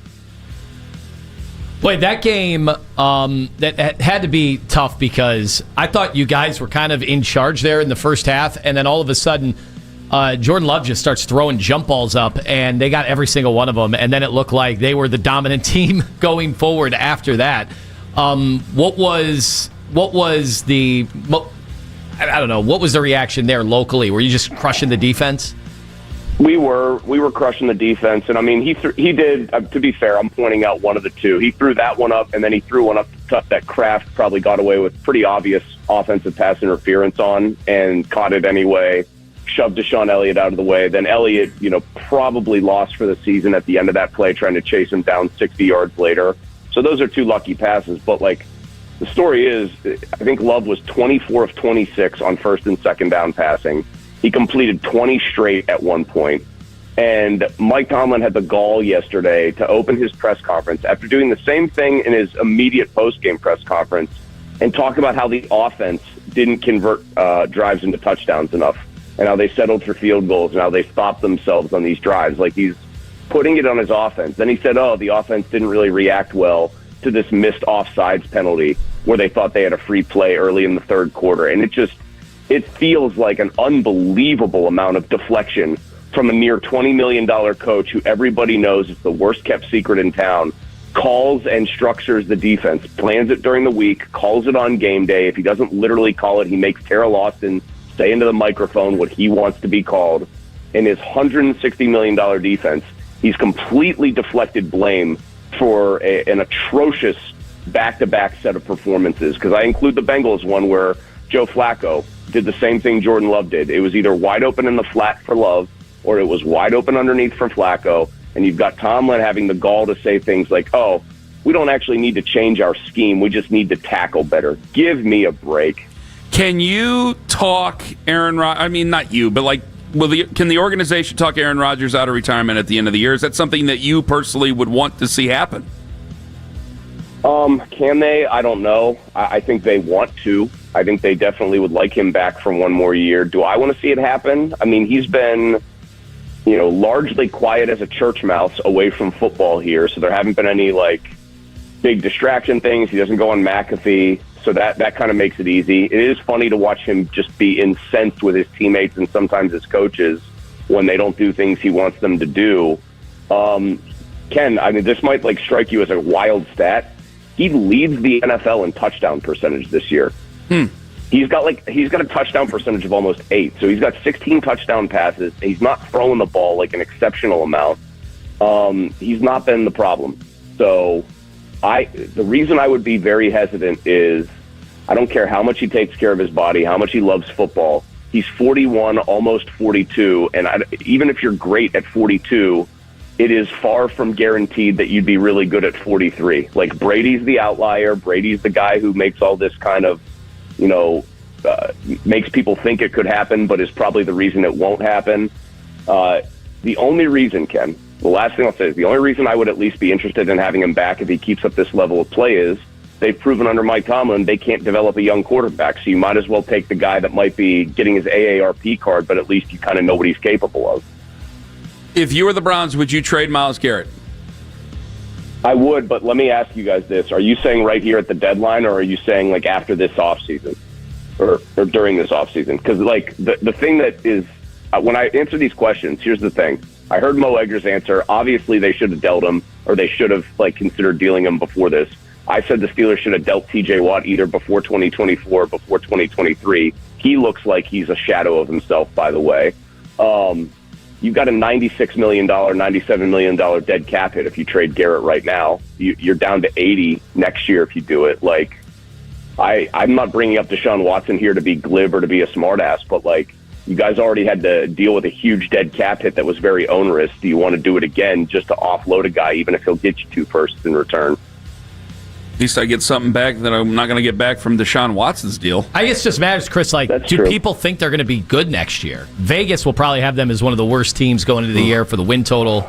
And so if they're not going to be good, then does it matter what the cap hit is? Yeah. No, I mean, that's a fair point. And if you're going to try to draft the quarterback in the future next year, you're not going to be paying him very much money for at least a couple of years. And by the time you actually would have to, let's say you draft a guy and he actually is the right dude, then that cap hit, that dead cap number, isn't as onerous. So, yeah, I mean, I would do it. I think it's funny that Garrett made it seem like it was all about Super Bowls. Then when he got the money he wanted, suddenly he was happy, and that convinced him that Andrew Berry was going to go find a quarterback. I find the whole thing funny, but he still obviously got it. So does Parsons. It's funny because Watt clearly is on the decline. He was getting single blocked by Packers tight ends in the run game in that game. So, yeah, you could probably still get a first and a second, maybe 2 firsts for Garrett, I would do it. And Ken, I would like to congratulate you on having somebody create AI slop that makes it look like you are crossed slightly with Eric Mangini and put in a suit in a Shadur Sanders post. I thought that really tickled me this morning. It's a true honor. It's a true honor. That's how you know you may. I'm up there now with Jelly Roll now, singing and paying for funerals. That's what I got. The fake stories that go around him singing at funerals and paying for them. Are they? I have no comment on that. I don't you even know what shouldn't. They're all fake stories. They're all fake AI stories that people fall for. Oh, if we're talking fake AI, Ken, I have a friend who shows me Steelers fake AI stories. Wait till I send you some of those after this hit is over. You will laugh until you cry. They are so absurd. You think yours is absurd? There are people doing fan fiction out there with Steelers AI, and it is terrifying. Anyway, Pony's getting his nipples pierced. Does he cry tonight? Yeah, he will. It's a very sensitive area. Does he bleed? Yeah, he should. It's a very sensitive area. It's a piercing. Fair point. All right. Chris, thank you. That's Chris Muller, 93.7 The Fan in Pittsburgh. Part of the great triumvirate. By the way, do you think the Browns will progenate a trade for the man who has the onerous cap hit? What a time to progenate something like that. Coming up at 9 o'clock, Zack Jackson going to join us on the show. Coming up next, family members to Shador might not be too thrilled with Tone right now.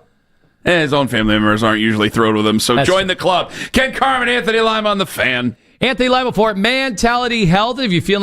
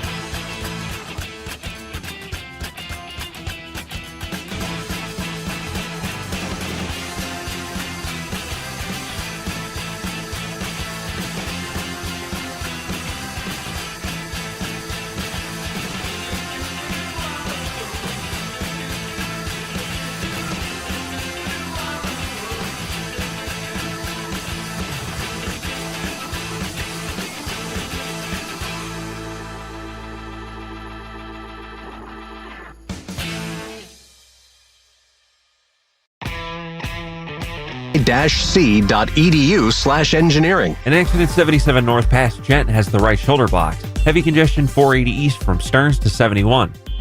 This is Joe Checkeye for 92.3 The Fan. The NFL trade deadline is 4 p.m. Tuesday. Stay here for all the latest from Berea and all across the league. Cleveland's Sports Radio, 92.3 The Fan.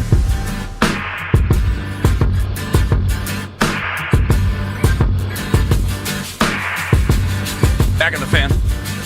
Deion Sanders Jr. is not thrilled with you? Is it you or the audio that you posted? What was the audio that you posted? Probably both. Probably me for posting it. Well, why? I'm guessing because I saw this a lot yesterday. Because I heard it. I heard it on Zack Jackson's podcast. Oh, it was Zack Jackson. Well, we'll have Zack on at 9. Yeah. So we don't have to. Well, we'll just ask Zack the question then. But he was upset. What did the audio say? So Nick Baumgardner, Michigan fan, but he was a really good guest. He's a Michigan man, isn't he? Yeah, and a fan. I think so, both. Okay. But he went into detail about the draft class, and he's saying that because now even at the Senior Bowl they invite juniors, and at all these games, all these opportunities, you should take advantage of all of them. All of these quarterbacks should, coming out, all of them. Each and every one of them should take part in everything they can to try to differentiate themselves and to show that you'll compete. And he drew a contrast to Shedeur, who last year, he said, pulled a fast one at the East-West Shrine Bowl? Is that the one that he participated in or was supposed to participate in? Pulled a fast one. That's some language right there. Pulling a fast one. Yes, because as the story goes, Shedeur said that teams told him not to work out, and the Browns were one of those teams. And I'd like to talk to the Browns about that because I can't fathom a world where the Browns would tell a quarterback Why like would they that, tell him not to work out? Right, that defies all logic. Like what? Would they do that because they hope that a guy would fall all the way to them in the 5th round? Like that just doesn't seem very feasible. And basically what Nick is underscoring in that podcast is that Shedeur made some pre-draft mistakes, and that's why he fell. So I posted that. I'm like, wow, I haven't heard this specifically. So I posted it, and then it got picked up by the Sanders fans. All right. And it got picked up by Deion Sanders Jr. Because a bunch of people tag. Anytime we talk Shedeur, one of the most famous people in the NFL, despite, obviously never actually playing in a real NFL football game, the gravitational pull of those conversations, I mean, everybody reacts to them. It's like weird. They love his fame, but don't want us to talk about him.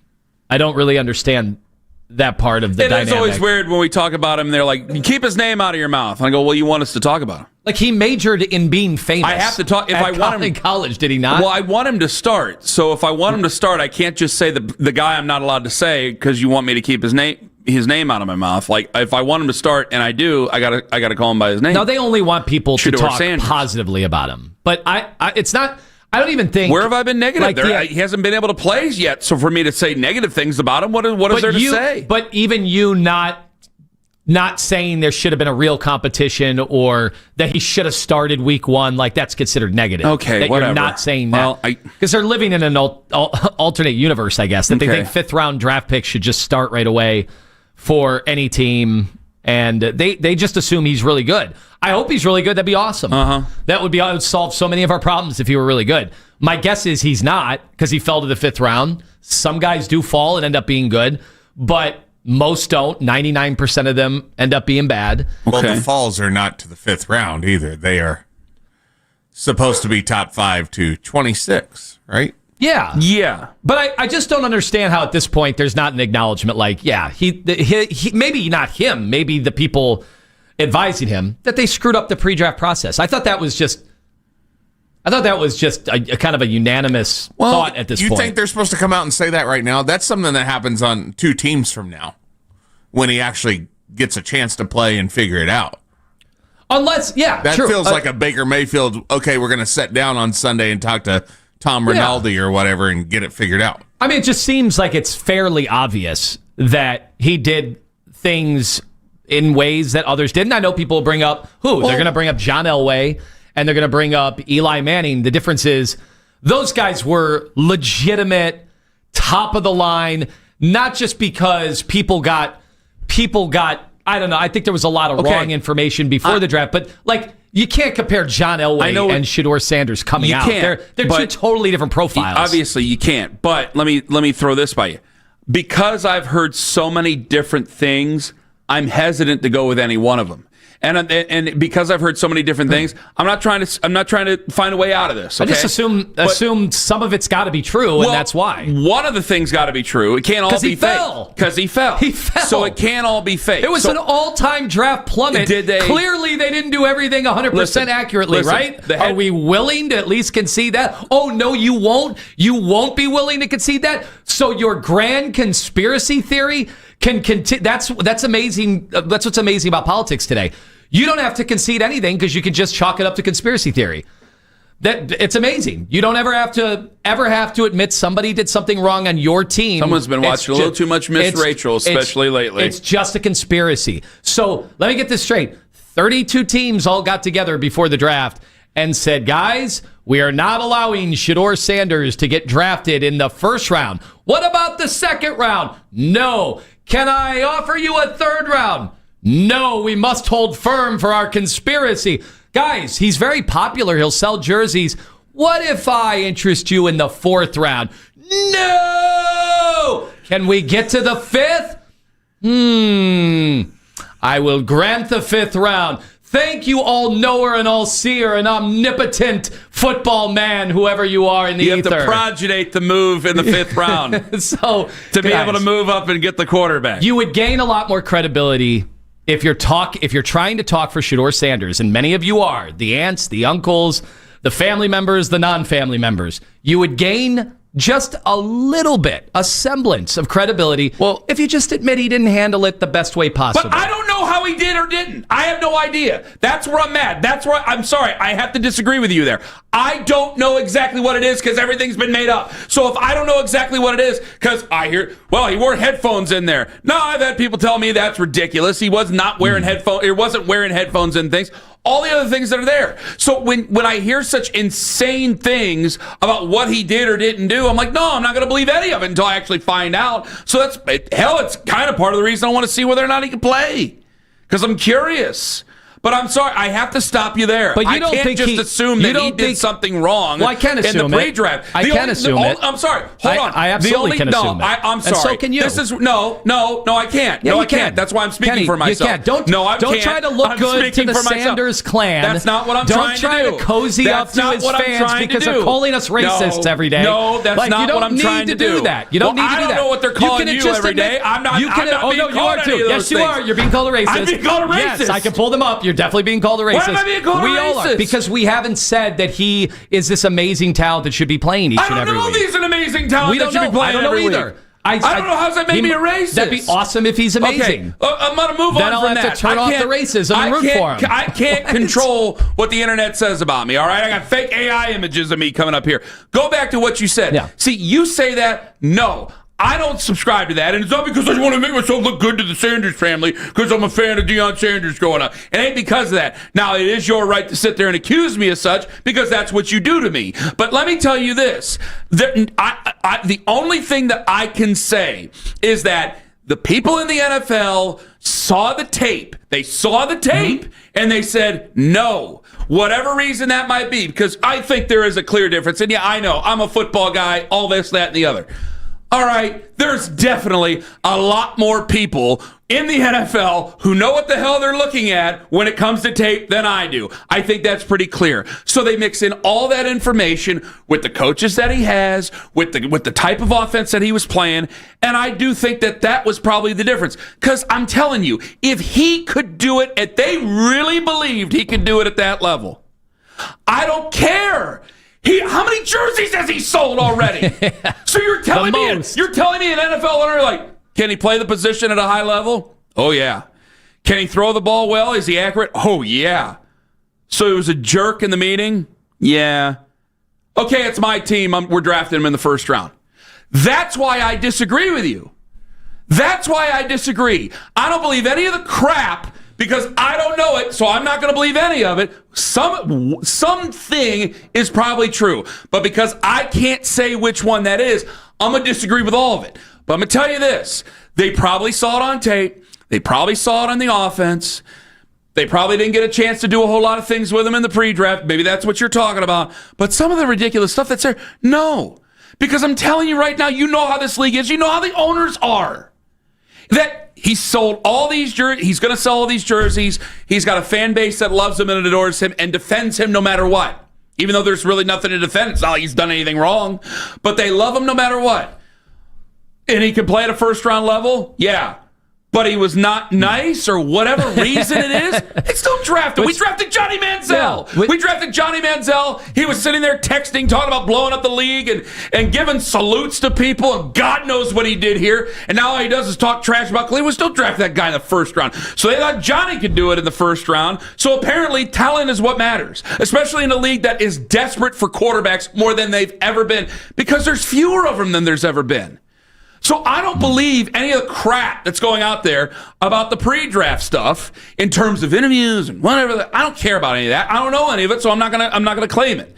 I just assume that they watch the tape and eventually he's going to play and he's going to prove people either right that he's not good or wrong that he's not good. What's worse? Because, and by the way, we've never said he was a jerk. He seemed by all accounts to be an awesome kid. So it has nothing to do with that from from our perspective, I can't control what NFL teams have said or leaked about him because they may not have liked the way that he or his team. I don't think they'd care. But what's worse, that the tape stinks and that's why he's a 5th rounder, or that he did the wrong things pre-draft and that's why he fell. What would you rather have it be if you're a Sanders fan? Wouldn't you rather have it be that he's a jerk and that's why he fell? Because if the tape stinks, guys, he's going to come out in the football field and then be swamped and overwhelmed just like the 2 quarterbacks before him. And then that's going to be it for his career. Then he's done because 5th rounders don't get multiple opportunities if they fall flat on their face, especially with all of this that hovers around him fairly or unfairly. So if anything, if I were the Sanders people, I would say, no, everyone's getting it wrong on the tape, not the other way around. But either way, we all have to admit there's a reason he fell, and I just can't get that reason from anybody. Nobody will concede it because they want it to be some grand conspiracy, because that's an easy answer. Then here are the actual problems. Will Zach provide answers? Oh, yeah. He's at 9:01 on the Fan. Anthony Lima 4. Diamonds Direct. And if you are looking for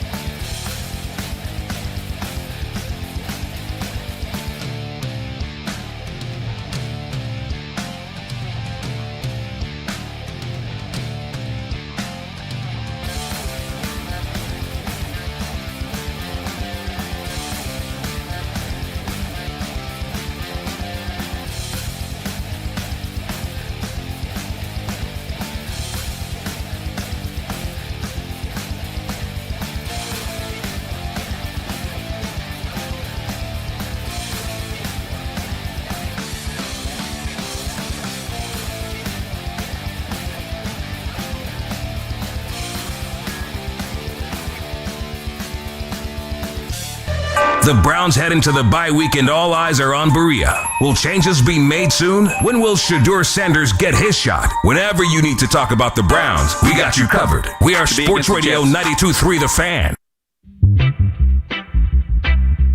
Bob Haney, would you trade Myles Garrett if you were the Browns? In a heartbeat. It's a bad optic when you're throwing helmets on the sideline after a 5-sack game and you still get trounced in said game. I would absolutely trade him. Okay, two things. One, Shedeur should start against the Jets. Three things. One, Shedeur should start against the Jets. Two, if you're watching on YouTube and you're wondering why I'm wearing gloves, I am freezing. It's absolutely... How are you not freezing right now? I am freezing. It's that spot, man. I sat there for years. Oh, my God. I'm either... Very drafty. I'm either sweating like it's the middle of July in here, or, it's so cold. I am freezing. Third thing is, why is everybody making a big deal about him throwing his helmet on the sidelines? I see like umpteen times a year guys throw their helmet. Yeah, okay, so he ripped the helmet off a guy and swung it at him. It's become his go-to move. Who amongst us? Yeah. Throw stones, glass houses and everything. So he did it once on national television, and Fox claims they don't have the audio. Okay. What's one between, fans here? But the other one, it's like, yeah, he's frustrated. They're getting hammered, and he wants to go back out there. I'd be mad, too. I had zero problem with that. I just expect... I think I see dozens of guys whip a helmet into a bench. Like, that is a normal move in the NFL, is it not?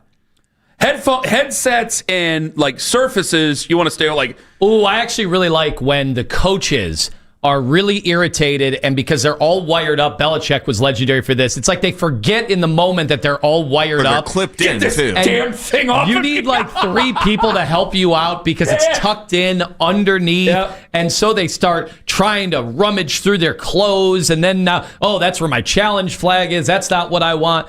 Like, they've got all this stuff wrapped up, and then they look really clumsy trying to get rid of it. Yep, gotta be careful about that. In essence, wouldn't you rather see more people get emotional right now? Well, yeah.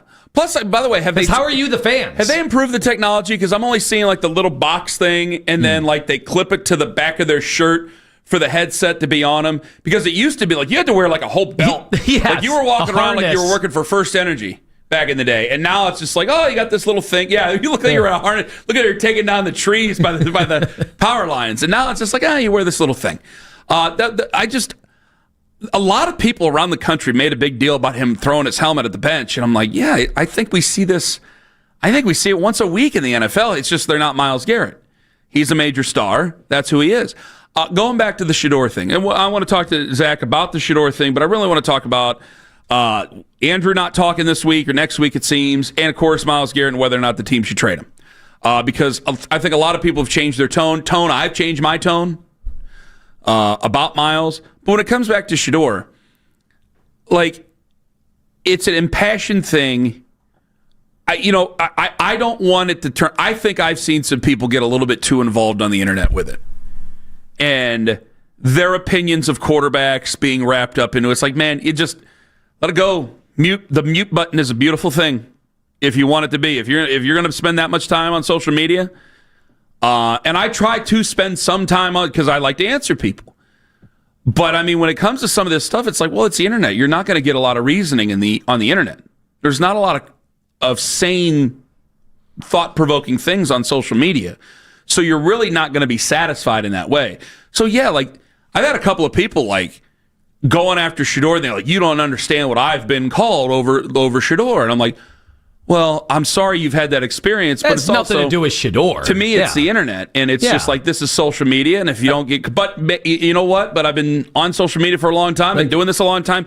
Maybe I'm just used to it, and that's the way it is. Like Kenny, I wish there's no whatever. We weren't on video all the time. The archives are there if you want it. How many podcasts, how many shows did the two of us go in depth about how much fun we were having watching Shedeur in Colorado football and Travis Hunter and Dion, and how it was a spectacle, and how we didn't think they could play with the big boys per se, but we were seeing real talent with Shedeur. Well, we did wonder, hey, he's got to have a clock on these things at the next level, because if he doesn't get rid of the football, this isn't going to work. I mean, if it comes down about eventually, we got to get down to the football of it. And it's because of the football that I want him to play. Because I've seen the actual football being played by Dylan Gabriel. I'm done with it. Yeah. Even if it's like, oh no, there's still like if Kevin were to go, Kenny, there's a better quarterback in there. I go, okay, have him have a seat and give him a breather, and have him watch from the sidelines and understand that the game, because this cannot continue. And if it does continue, like, okay, fine, just go out there and have him look terrible against the Jets, possibly lose against the Jets, and I won't even be able to speak because I will just fall flat dead right there at my desk at my house. Like it can be much worse. And it's like, okay, I look at the football of it. The football of it is what? Dylan Gabriel, who's supposed to be a processor of everything, freaked out and had a terrible decision. I forgot I said it. I was that angry. They brought it up yesterday in town. They go, hey, I heard one of our kids here is a little bit radio famous. I went, oh, yeah, that's right. Because I mentioned, we got a fifth grader who wouldn't do that. We got a fifth grader who wouldn't play action, turn around, and just throw the ball to the sidelines. Go, well, no one's there. What? Wouldn't do that. At least, fine. I guess you got to take an easy sack and get out of there. Like, what are you doing? And there's things that just don't make sense there. And so, because of watching the football, I'm done with this whole thing, and I want to put Shedeur Sanders out there because I think there's a ceiling. I think he's an accurate quarterback. I think he can make plays. I worry about him holding on to the football. Mm-hmm. I worry about the offense that he had at Colorado. I worry why, Pat Shurmur didn't seem to really want to talk a whole lot about him in the pre-draft process on the radio and things like. I mean, good God, say what you want to about Dabo Swinney. Dabo Swinney tried to sell us Taj Boyd, every quarterback he's ever had, including Taj Boyd, and said Dabo Swinney came on this air as Taj Boyd, I think, was a graduate assistant there, and said that he would save the Cleveland Browns. Dabo was willing to say that. I didn't hear anything from Pat. Called him the Michael Jordan of football. Now maybe he did call him. You're right. He called him Michael Jordan of football. Now maybe Pat said it somewhere else. Maybe Pat said these things somewhere else, and I just didn't see it. That's possible. I can't keep my eyes on everything. I wonder about the Sean Lewis thing. I wonder about the protection, which would go for him, but also would go against him because he's going with the Browns, and the Browns' offensive line is kind of scattershot right now. It's not the worst I've ever seen, because I think you're right. I think about 30 offensive lines, 30 fan bases think their offensive line is the worst in the NFL. But we're not a good offensive line. I worry about the being able to be on the same page. I worry about the guy calling plays for him.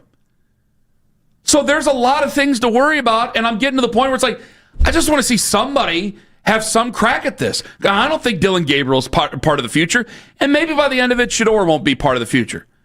Maybe they're all right. Maybe they saw the tape. I'm not going to subscribe to any of the other stuff that's been said. But maybe they saw the tape and they go, nah, he's not as good as what you guys make him out to be. Okay, but I want to find out. I want to find out. Because I'm getting ready. You guys think we're having a Shedeur fight. I'm getting ready for the fights this offseason. And they're going to be numerous. And they're going to be exhausting. I got about 5 different quarterbacks that we could talk about for this football team coming up. And damn, yeah. You can be a Browns fan and say you're sick of Shedeur's talk all you want, or talk about Shedeur all you want. You can say you're sick of us bringing it up. Guys, if you don't want to have to sit there and fight about 5 different quarterbacks, he's the guy that you got to hope for, because it ain't going to be Dylan Gabriel. I imagine it's not going to be number 4. Right? I don't think. But I'm not ruling anything out, considering he'll probably be quarterbacking the last 4 games of the year at this point. The way this is at lightning speed right now. Could Myles Garrett be dealt? Could they actually bite the bullet, deal with the cap hit, and move on from Myles Garrett within the next week? We will ask Zack Jackson that question from The Athletic coming up in 5 minutes. Take us with you to work on the free Odyssey app. Anthony Lima for my friends over at QC Kinetics, where I...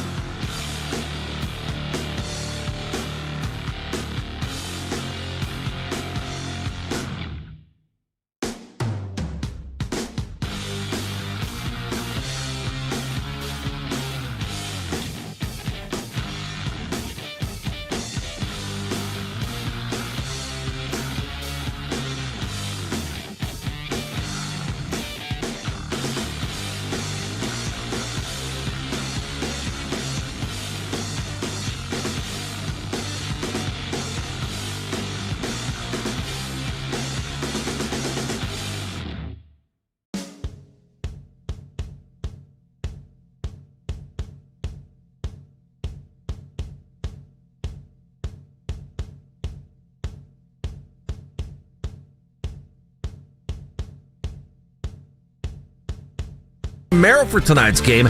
He's dealing with a bruised right hip. Merrill got hurt during Monday's win at Detroit when he collided with teammate Evan Mobley. Don't miss the Browns preview show tonight, 7 o'clock, right here on 92.3 The Fan. From the University Hospital Sports Desk, I'm Jeff Thomas.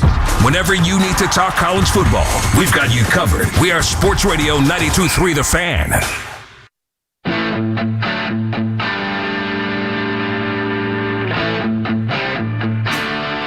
Looking for a winner? Enter the code word ALL, A-L-L, at 923thefan.com. Before 10 a.m., your chance to win a pair of tickets to Cleveland Cavaliers take on the Raptors Friday, October 31st, 7:30 p.m. at Rocket Arena. Tickets available, Cavs.com, all from Cavaliers and Sports Radio 92.3 The Fan.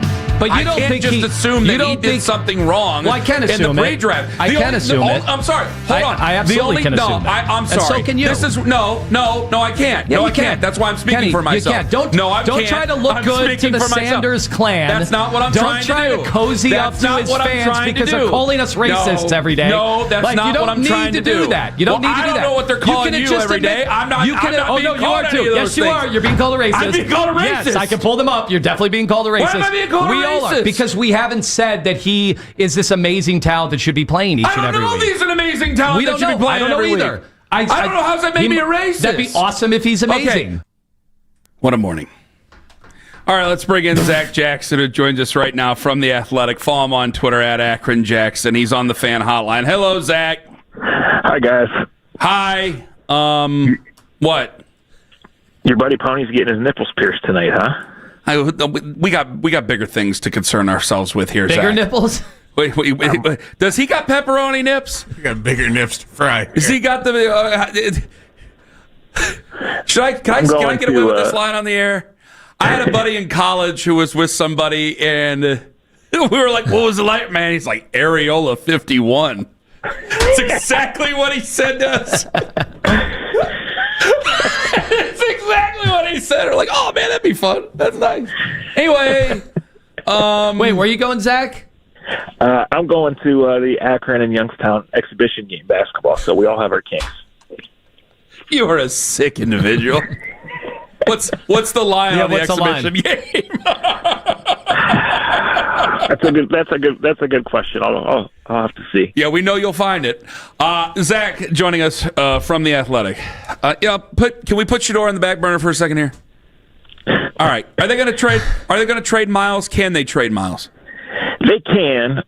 It's obviously complicated on many fronts and expensive, and it would be a total departure from where they were 10 months ago, right? And it would be a complete admission of where they are, which it's probably time to do that, but they haven't. So I find it highly doubtful, right? And I just think even if they wanted to, the no trade clause, what is fair compensation?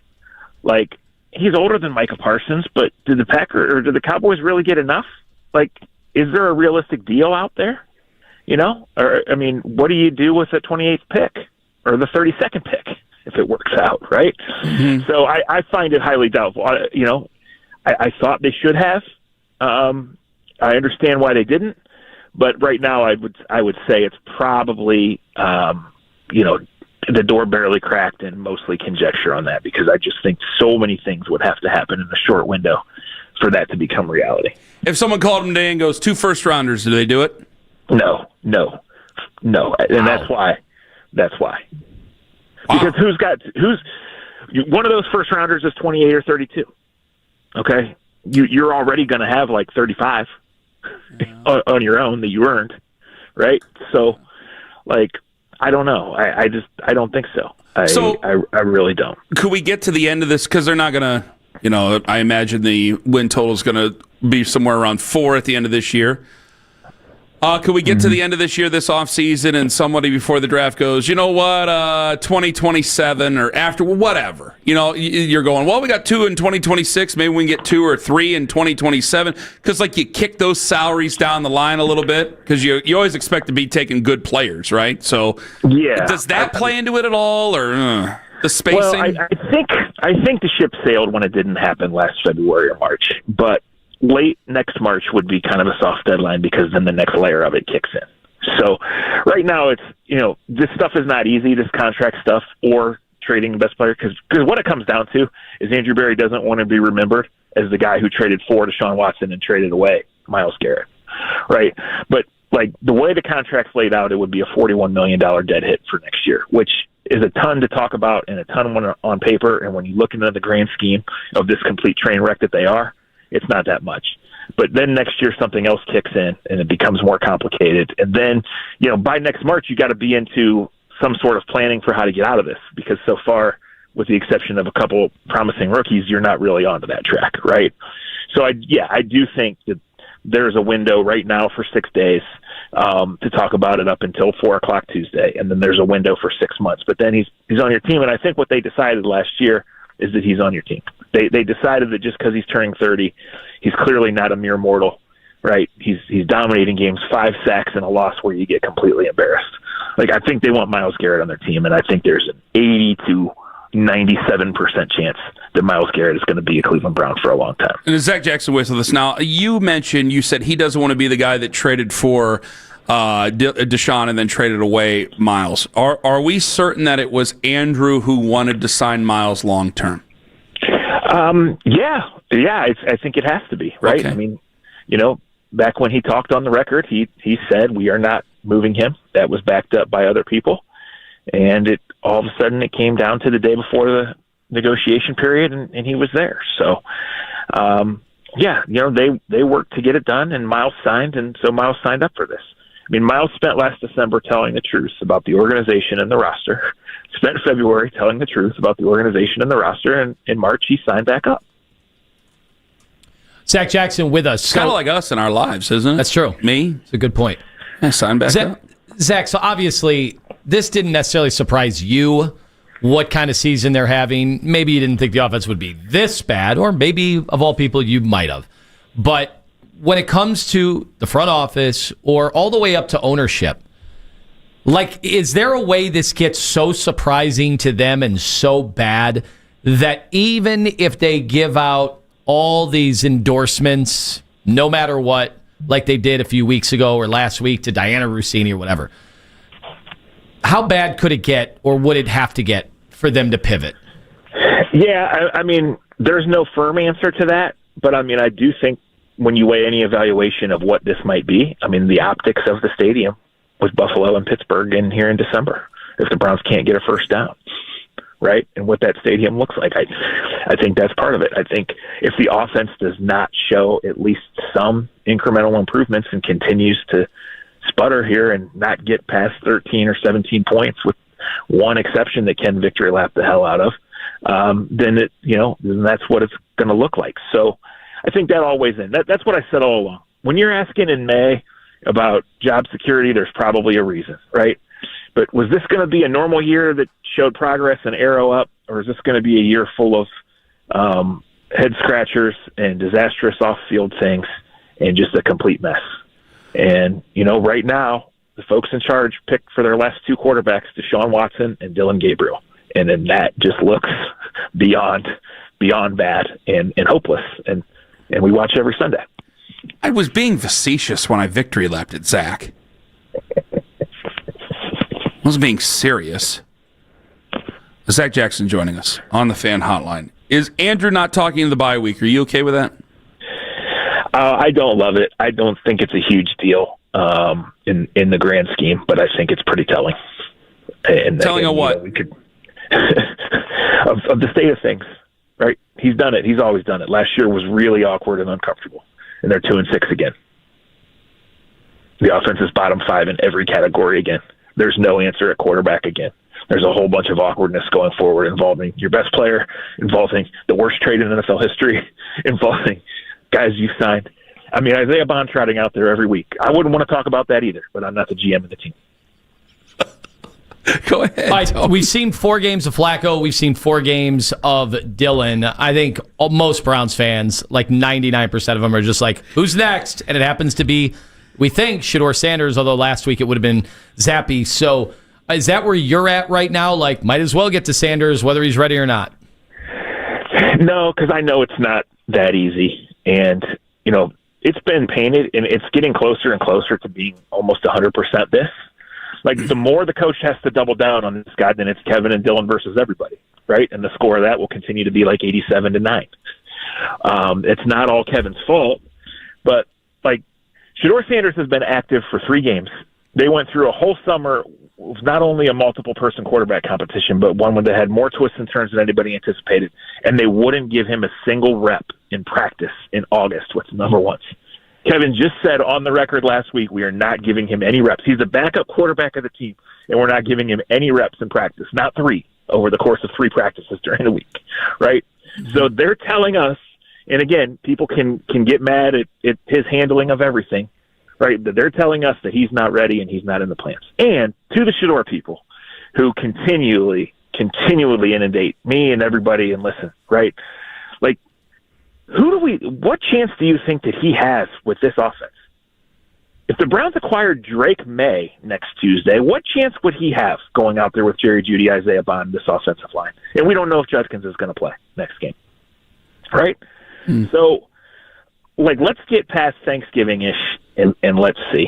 And maybe it goes so poorly for the offense again past the first 2 drives next Sunday and they lose to the Jets, and maybe there's no other choice.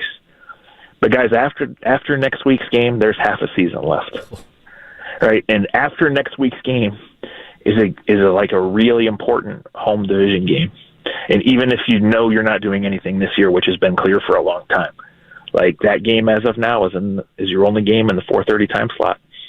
That game is against the Ravens, right? And like this division is as dysfunctional as your organization.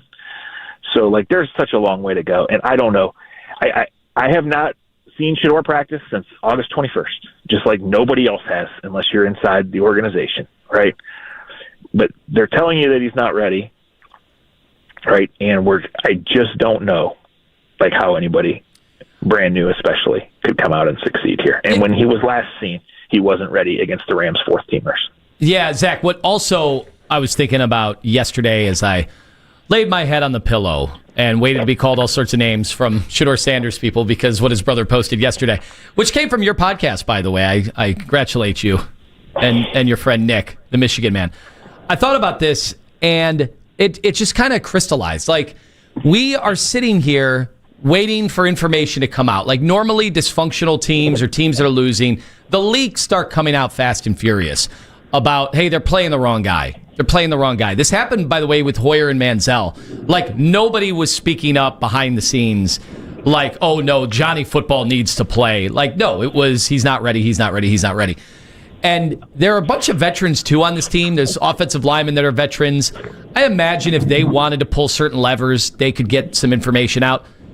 Is anybody out there hearing leaks that, like, Shedeur is going to set the world on fire and I can't believe that he's not playing? Don't you think we would hear that from people on the team? Because this is such the case in the NFL. Like, and Albert Breer went over this yesterday on the afternoon show. Like, when you put a guy out there who belongs versus doesn't belong, like, that stuff comes out of the locker room because they know. I haven't seen it. Have we seen it from all the teammates that they're playing the wrong guy? And we've seen how bad Dylan is. But I'm not hearing anything. I'm not seeing anything. It hasn't got out there. Guys have social media. Counterpoint. Right. Can I throw this by you, too? Yeah. It's the Browns. Counterpoint. Yeah. Well, I mean, a universal rule is you can't lie to the players, right? But what's happened here, and this is the Browns' fault, is these people on the internet and in other places, calling your station and whatever, are making it Dylan against Shedeur. And even in the summer, it really wasn't Dylan against Shedeur. Now, optically it was, and in some situations it was, but the Browns chose Dylan every single time. So now they're seeing Dylan go out and do what everybody knew exactly was going to happen, especially with this supporting cast. And they're saying, well, okay, if it's Dylan versus Shedeur, then it's got to be him. Well, it's not really that. And so we don't know. We can't answer, Anthony. And even if we were 100% right, any of the three of us or anyone else out there in a public platform talking about it, about how ready he is or not, these people have in their minds that it's him, that it's one against the other, and it's not that. And so my counter is I can only tell you guys what I see, which I've done. I can only report what I saw, which I've done. But I'm just telling you, it's not one against the other. And if you do think Shedeur is going to be great down the road, you might be right. And I did see the talent. But what do you think he's going to do in November? in a road game against the Jets and a home game against the Ravens with this group when he has not played, when they have not given him one single snap with the first team, and he's been here for 6 months. How is he going to succeed? How is Drake May going to succeed? How is anybody going to succeed? Well, that was my next question. You mentioned Drake May, and we all saw it up close and personal. For a half, Myles Garrett dominated and made life really hard on Drake May, and then there are adjustments to be made, and Josh McDaniels made them, and Drake May seems really good. It's year 2. So they didn't have great drafts in New England. They had a disastrous coaching situation when they transitioned from Bill Belichick to Mayo to then Mike Vrabel. So all of that was everything that you could imagine to hold a quarterback back, and yet he still emerged and shows how important getting it right at that position is. Does that at least give you some, or Browns fans, some hope that they could screw everything else up, but if they get that next guy, maybe it's this year, maybe it unfortunately could be 2 years away, that they could overcome all of that? Well, sure. I don't think Vrabel takes the job unless it's Drake May, right? I thought he was excellent. I thought Josh McDaniels was excellent. Maybe he wants one more January interview with the Haslam's. He's only had 6 or 7 of them so far. So, that's a team on the up, and it's because they got the quarterback right. Now, they also had about $90 million in cap space. They clearly were a dysfunctional mess, and they lost to the Raiders to start the year at home. But they're trending up, and this team for the second straight year is quite clearly going nowhere. So, yeah, I mean, it's not as simple as have the guy, but man, when you have the guy, it's a lot easier to recruit who you want. It's a lot easier to make the pieces fit, and it's a lot easier to do what is necessary, which is whatever happens in the first 2 or 3 weeks, figure it out, learn from it, and kind of ascend from there. And that clearly has not happened here. And just let me say this about Dylan, guys. Nothing is simple about any of this. But if they had just drafted him in the 5th or 6th round, where every other team was considering drafting him, or not, because some of them had him graded undrafted, right? And they had waited until November or December to play him, then he would be viewed differently. But they didn't, and that hasn't happened. And so he's out there, and he's already failed. And, of course, because he's overmatched. So what is the answer? Right? Like, how else does anyone expect him to be viewed? I have an answer for you. And usually it's Lima who comes up with that answer, but I guess I have to ask. What are they going to decide with Deshaun Watson here in a couple weeks? I'm sorry. Yeah, it's probably more than a couple weeks, Ken. And even when they decide that he can open his practice window, it's still 21 days. And then even if they decide that he's fully cleared and ready to go, just putting him on the 53 doesn't mean that he has to play. So I'm very strongly in the camp that he won't play. I understand the window's open, the door's open, all of those things, right? We're talking about availability windows, not Super Bowl windows. But it is far, far, far from a guarantee, or far, far, far from even a probability to me that Deshaun Watson will play. So, like, if we talk again in 3-4 weeks, let's examine that. But it's lingering, but I don't think that it's going to happen. All right, Zach, thank you very much for the time. All the best. Thanks, guys. Zack Jackson from The Athletic. Coming up at 9:45, I've been called out again. They took shots at me on the afternoon show. Lima found it. Oh, boy. And is there a chance they're already watching someone get close to it? And they'll be damned if they watch someone else get there, too. Ken Carman, Anthony Lima, live on The Fan. KC Roofing.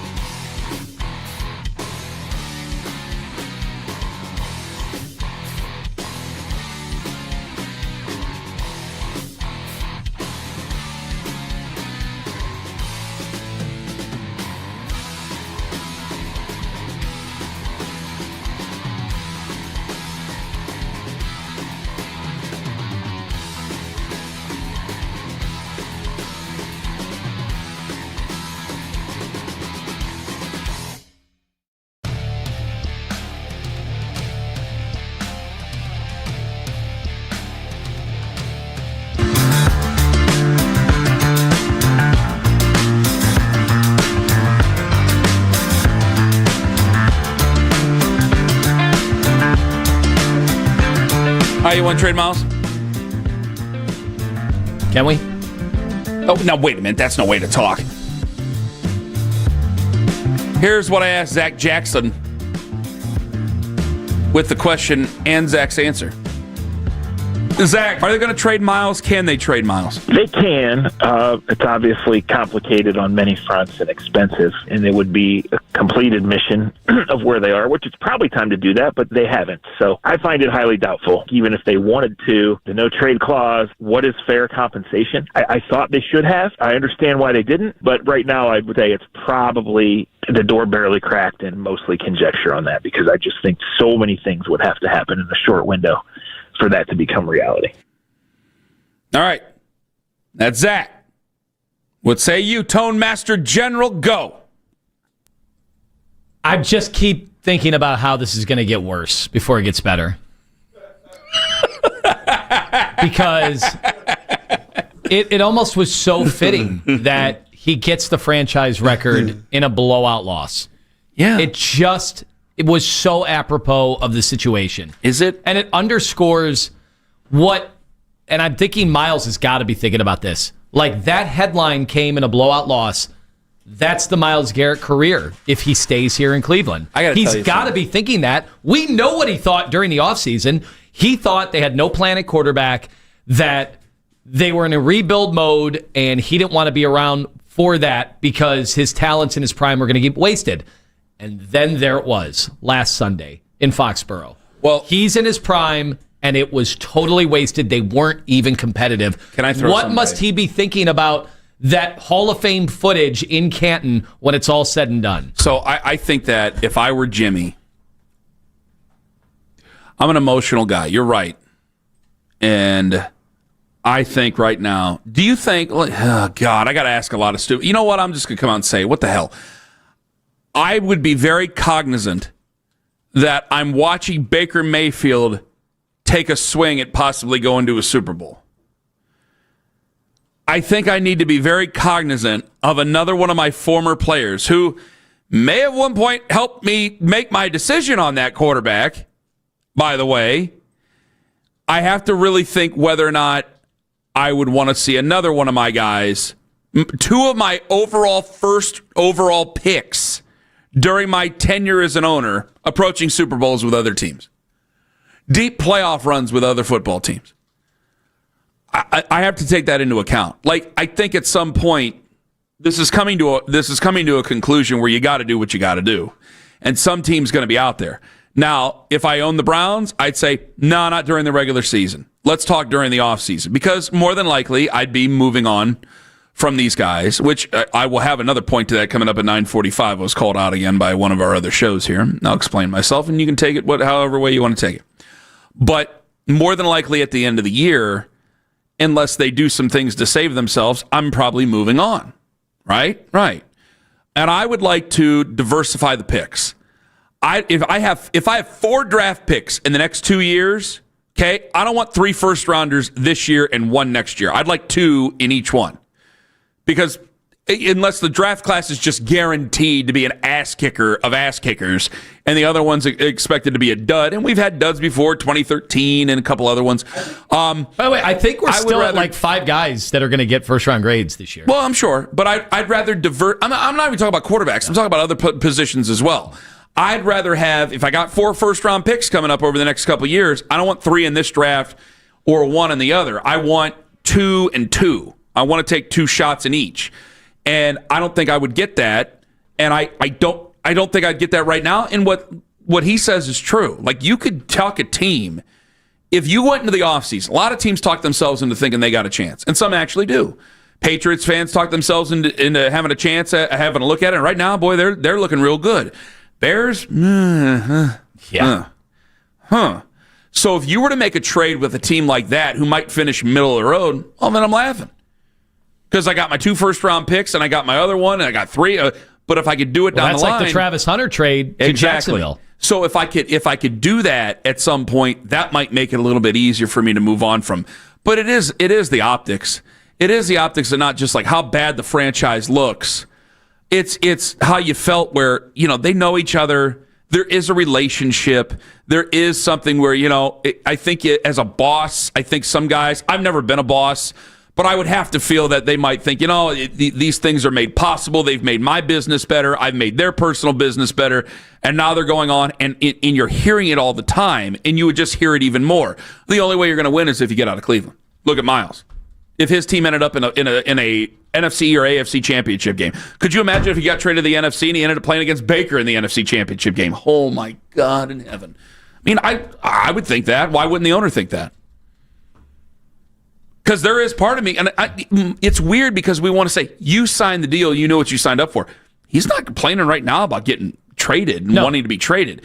He's mad because the team is terrible. And he's doing a tremendous job. The defense is really doing a tremendous job altogether for the most part. He's playing at an exceedingly high level, and it's just going to be wasted. And I could tell him all day long. And when this all started, these conversations, like, hey, you know what? You did sign up for it. That's part of where it goes. It's not about sympathy to me. I said it on Monday. It's more about empathy. I think he understands more now, even though he has millions and millions and millions of dollars. He understands more now where Browns fans come from than where he's ever understood about the Cleveland Browns and their fans. That no, the fans don't have a choice in the matter, and now he really doesn't have a choice in the matter. He could always use his no trade clause if they wanted to trade him to a team that he didn't think was really good.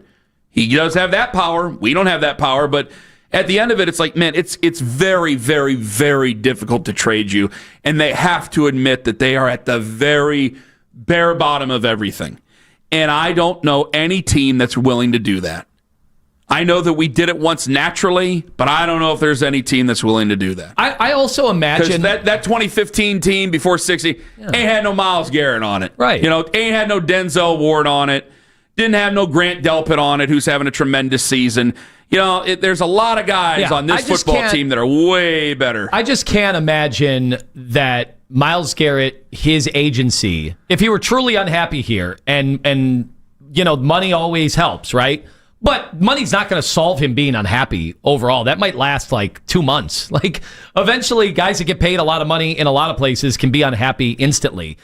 I think people got to acknowledge that. Mm-hmm. I can't imagine that they didn't talk to the Browns about making sure that there was an exit strategy if this didn't go well and the Browns didn't prove to him that they could turn this thing around with his help. So are you wondering there's something here that we don't know? Yeah, I imagine that there is an exit strategy, that there always had to be, because Myles knows that, the money's great the day you sign the contract, maybe a month after you sign the contract, and when you're on your next vacation. He already had all those things. But if he's just going to be on a loser, and he's never going to get to do, I made the comparison earlier, what Shohei Ohtani is doing now, being able to put his talent on full display for everybody to see at the highest level of the sport, then his legacy is going to be redefined by that. Myles knows if he's going to go down in history as the best defensive player, and he's got the talent to do it, does he not? Does he not have the Lawrence Taylor talent? Or the guys you want to talk about as the best ever on defense? Yeah, but Lawrence Taylor won a couple of That's my point. Super Bowl. That's my point. He can't do that unless he was part of that unless he can get to the Super Bowl. Well, he can't do it on this team this year. He can't do it next year. Maybe the following year if we really want to get creative with our imagination. Do you know who the all-time sack leader is? In the NFL now? Yeah. Who is it? It's Bruce Smith. Yeah. And he doesn't, the guy went to 4 Super Bowls, right? Myles hasn't even got a chance to do that. He hadn't even, and because he didn't have that crowning achievement, right? It takes a minute to get to. Because I think a lot of us probably thought Reggie White first and foremost, because that's always the Derek Thomas was in the I know the first to 30 and everything like that. Been. Yeah, but I think a lot of us just think Reggie White in so many ways. Derek Thomas had a 7-sack game, 7 sacks in a game, and they lost it, and it gets thrown away because they lost the game. You're right about that. 216-474-0092. I remember that vividly. Raining that day, wasn't it? Yeah, it was raining like crazy that night, and they ended up losing that game. I think that he is a guy that definitely goes through emotions of, if I'm not going to win, at least I have money. Then he gets the money, and it's like, well, you're not winning. Like, I don't think the world is perfect and everything is as black and white as we make it out to be with Myles. I think that it's easy to sign the contract and try to talk yourself into believing things. When did he sign the contract? April, whatever, March. It's easy to talk yourself into things in March. It's not so easy to actually go through it. You know, we always, I think it's the same. Again, I think he empathizes more with Browns fans than he ever has. Because how many times do we I mean, think about it. Did I or did I not? When I told you, I gave in to peer pressure. I said 6 wins, and we had people tweeting at us that we're not doing the pep rally that they wanted us to. And I remember, I admitted I gave in, and the same people go, yeah, I was getting excited for the season. There's a difference in hoping, and there's a difference in living through it. Because all these things is, yeah, and this is what I get upset with some of the people who just want to trade away everything. It's like, all right, but you're setting things up to be, you're going through some real hell here. Are you going to be there through the hell? Because history says you don't. History says you won't be. I saw what it was in 16 and 17. Can't lie to me. My eyes weren't lying to themselves. It was as low as it gets. Now, this could be even lower. So you can't sit there and say you're going to be there the entire time. I don't believe you because you weren't there before. Now, there's a lot of people who are listening that were. But I think there was a lot of people who wanted to sign up for such ideas, and they went away, and that affects everything. That affects everything with them. I mean, Miles still has a standard to it. But I also think exactly what you said. By the time that this offense can get figured out, it takes multiple drafts. You're already behind because you've had 3 years of no first-round picks, and then you spent your first-round pick on defense last year, which is fine. He's a good player. Yeah. Like, you are way behind here, and by the time you get this offense going, he might not be your best player anymore. And as Miles, does he have injuries by then? He's avoided the cataclysmic injuries that can start to pile up. Yeah. 216-474-0092. I want to try to get to some of you guys, and I was called out by another show about how I cover the Browns. Ken Carman, Anthony Lima, and some interesting audio that Lima brought to my attention that I think they thought was going to go under the radar. Coming up in 5 on the Fan. Classic Chevy.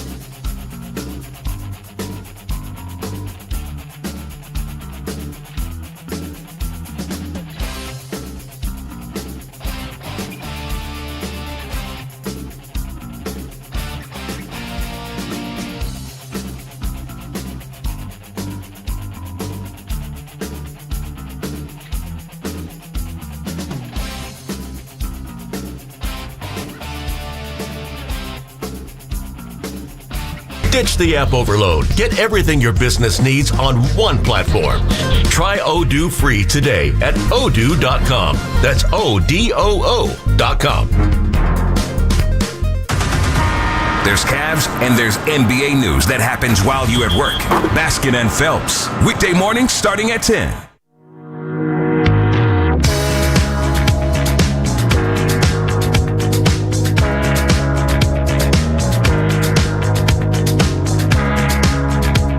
Yesterday, Lima brought it to our attention. I didn't think it was that bad. But Lima insists I respond to it. Well, I think people want to hear you after this attack. Here is Nick and Jonathan, the guys in the afternoon drive, apparently taking a little bit of a shot at me. Do you have a defense of Kevin? No, I haven't had a defense of Kevin. I haven't had a defense of Andrew Berry. I haven't had a defense of any of these guys. I was going to get to the Andrew Berry part next. No, I got no defense of any of these guys. They all should be fired. But we've talked about this ad nauseum, it feels like, and that's fine. We'll be able to talk about it as long as Jimmy Haslam keeps them in point. As long as Haslam feels differently than I do about these guys, then we're going to have these conversations. And if he gives them enough time for me to change my mind on that, okay, great. Let's do that convo. But at this point, it's such an uphill battle. I don't know that they have enough time in the world to figure that out. 216-474-0092. So I'm unlike other people. I like to call for people being fired. We're not above anything, especially when part of it is your job. No, it's your job, Ken. That's twice.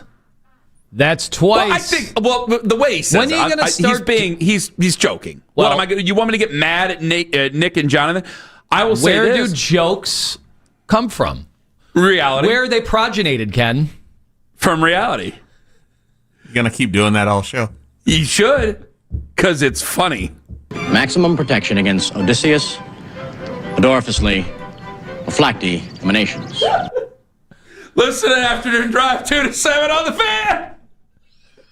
Hold on and say it. It's odiously, odiferous, olfactory emanations.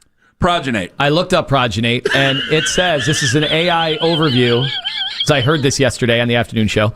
It said it is a rare archaic verb that means to beget, generate, or to have children. It shares its Odoriferous, olfactory emanations. It shares its root with the most common word, progenerate, which also means to procreate or to beget offspring. Odoriferous, olfactinal nominations. It's even better in real life than I thought it would be. Odoriferous, ophalactigal emancipations. Upside down. Upside down. What about in living color? No, I ain't gonna go that far. We can't do the living color one? No. All right, let me say this. So I'm not trying to be better than anybody when it comes to that. Two things. I don't want anybody just every day. Ken needs to be fired. Ken needs to be fired. Ken needs to be fired. Ken needs to be fired. Ken needs to be fired. Ken needs to be fired. Are you reading the YouTube verbatim, the comments right now? That wouldn't be fun. That wouldn't be fun for me. Reading Mitch's and I's chat You're every day. looking up something else. I know what you're looking up over there, and I'm not supporting it. The other thing of it is there's two other reasons. One, once I say it, well, that's the end of the conversation. What am I supposed to talk to you about? If I just come out and say it, he needs to go. Okay, how's the weather out there? You guys want to talk about I-90 some more? Like, if nothing's going to be fixed until he's gone, fine. And the other thing is, and this is really the biggest thing, is I try to look at it in real life. I'm mad they lost the game. I'm mad they've lost many games. I don't think it's working. And yes, by this offseason, I think that we probably need a change in culture. Okay? But I also try to think about it in real life. Once I've said it, I can't take it back. Now, I know Mike Brown exists, and you could always be the Cavs and hire him back. But once it's done, it's done. So I got to be realistic about it, guys. If I actually say, fire him, gotta go, fire him. Well, that's it. I can't take it back because they're not going to fire him in real life. So there's guys like Tom Coughlin. How many times do they say on FAN? Fire him, gotta go, fire him. Went out and won 2 Super Bowls afterwards. Okay, well, it just makes me look like a bigger idiot. I do enough good enough job making an idiot out of myself as it is. Like, we all know where it's going. This can't exist. But I also have to look at it in real life as best I can. All right, I just fire him. Where am I going to go? All right, I can try to make Jim Schwartz the interim head coach. If he accepts. Do that if he accepts. Or, I don't know, the assistant head coach is Bubba Ventrone. I'm sure the fans are going to love me for that. So I could always try to do that. And then I got to go and I got to have these conversations with agents and work back channels about who I'm going to hire, because that's how that goes. So my first thought is, do I get a guy who's already got a good job? Can I lure him out of that? Can I lure anybody out of maybe coming back to it? Who do I think of? What do I do? So I already have to have an idea of who I would hire. Do I have an idea personally? Yeah, honestly, I got a couple of names. If they make the move, because you should always be prepared. I've seen teams from the NFL down to high school. They fired a guy and they didn't know who they were going to hire and it ended up going terribly. The only way that it goes well is if you get lucky. So that's why I don't do it. I'm not trying to be better than Jonathan and Nick. I ain't better than them. Right? Okay. Is that it? Do I have time? Yeah, you got a minute and a half. Let's go. Get after it. Bolton and Canton. Let it ride. Oh, man, you got me. Hey, thank God for you and Anthony. Thank you. Such a breath of fresh air, because it's hard to find it in Cleveland. I would love to talk to you for 15 minutes. But you got about 48 seconds. There's two things I want to address. Guy you were talking to earlier, I'm gonna speed through it. No one in Ohio, no Browns fans thinks it's Dylan Gabriel against Shedeur. So get rid of that. Dylan sucks. He's not a pro quarterback. It's not one versus the other. He's horrible. So you put in the other guy. Number two, oh man, Bolton, I gotta let you go. It's okay. Think about it for tomorrow. That's all right. You got halfway home. I do think that there has been a little bit of, because you naturally, when you want your guy to play, you make the other guy look bad. You say bad things about the other guy. So I do push back a little bit. I think that he has seen some of that, and I think he's responding to some of that. I got nothing against Dylan Gabriel. I'm ready to move on to Shedeur Sanders. That's where I'm at on that. You didn't like my point earlier that we haven't really heard anything from people. Remember when Shedeur was getting those reps at the end of practice? Remember Stefanski admitted that they were putting in packages. Okay. If he was just dominating on a 2-6 team, is that their record? You ain't gonna say that. You don't think? No. You don't think people on the team would be leaking that out? Like, wait till you see this guy in games. I haven't heard it. See, this is just hearsay garbage. It's normally how the league works. What are you saying? Guys all the time make sure to get messaging out. All right. Well, that's something to bring up. This right whole as the show music's could playing just to end be the show. hearsay garbage. And that's what I'd like to name the show. Is that's hearsay the new garbage. Name. Welcome to Hearsay with Garbage. Rat the Hog. With Rat Boy and the... Did they do Rat Boy and the Hog yesterday? Yes. Yes. Which one was Rat Boy? Which one was the Hog? Neither. Okay. Have a wonderful day, my friends. Go Cavs. You're not booing, but you clap. Hey, sounds good. Where's your entourage now? Cool, I got on the last show. Loser town, loser.